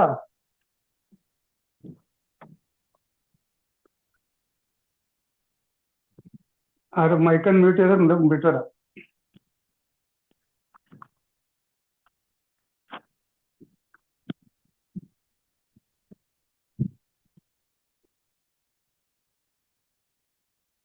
Thank you sir. ഞാൻ ചോദിക്കാം. ഞാനും നൽപത് കൂട്ടായ്മ സഹത്തിൽ എന്നെ സമർപ്പിച്ചിട്ടുള്ള എന്റെ പേര് ഷിബു. നമ്മൾ 1939 നമ്മൾ ഈ ബുക്ക് എഴുതിയത്. അപ്പൊ അന്നത്തെ ഒരു സാഹചര്യം വെച്ചിട്ടാണല്ലോ ഈ ഭാര്യമാരോടും അവരോടും, അല്ലെങ്കിൽ അങ്ങനെ പറയണോ, ഭാര്യമാരോടെന്നുള്ള ഒരു അവിടെ വന്നത്. അതുകൊണ്ടല്ലേ ഒരുപക്ഷെ അതിന് സോസ്പോർട്ട് ഗ്രൂപ്പിന്റെ ഒരു ഇൻഫ്ലുവൻസും കാണുമായിരിക്കും. കാരണം അന്ന് അവര് അങ്ങനെയാണല്ലോ ഷെയർ ചെയ്തുകൊണ്ടിരുന്നത്. അപ്പൊ ഇന്നത്തെ കാലഘട്ടത്തിൽ അതിന്റെ ആവശ്യം വരുന്നില്ല. നമ്മൾ ഇത്രയും വർഷമായി, ഇത്രയും ജനങ്ങളുണ്ട്, AI മെമ്പേഴ്സ് ഉണ്ട്, ഓപ്പർച്യൂണിറ്റി ഉണ്ട് നമുക്ക് കണ്ടുപിടിക്കാനേ. അല്ലേ സാറേ? അതാണല്ലോ ഞാൻ പറഞ്ഞ ഷിബു, അതാണ് അതിന്റെ കാരണം.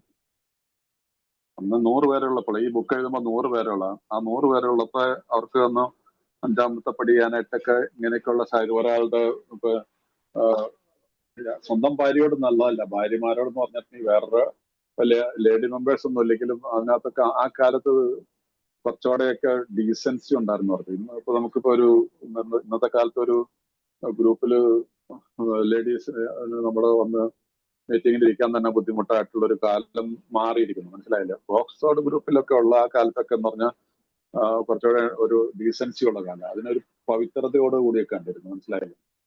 അപ്പൊ അതുകൊണ്ടാണ് ആദ്യത്തെ ഈ 100 പേര് റിക്കവറി ആയതെന്ന് പറഞ്ഞാൽ അന്നത്തെ സ്ഥലത്ത് 100 പേര് വന്നാൽ 75 പേരും റിക്കവറിയിൽ വന്നിരുന്നു ആ കാലത്ത്. ബുക്ക് എഴുതുന്ന ഫസ്റ്റ് ഇതിനകത്ത്, സെക്കൻഡ് 2ാമത്തെ എഡീഷന്റെ ഇതിനകത്ത് പറഞ്ഞേക്കുന്നത് എനിക്ക് തോന്നുന്നു 85% റിക്കവറി ഉണ്ടായിരുന്നു ആ കാലത്ത്, മനസ്സിലായില്ലേ. ഇപ്പൊ അതല്ലല്ലോ.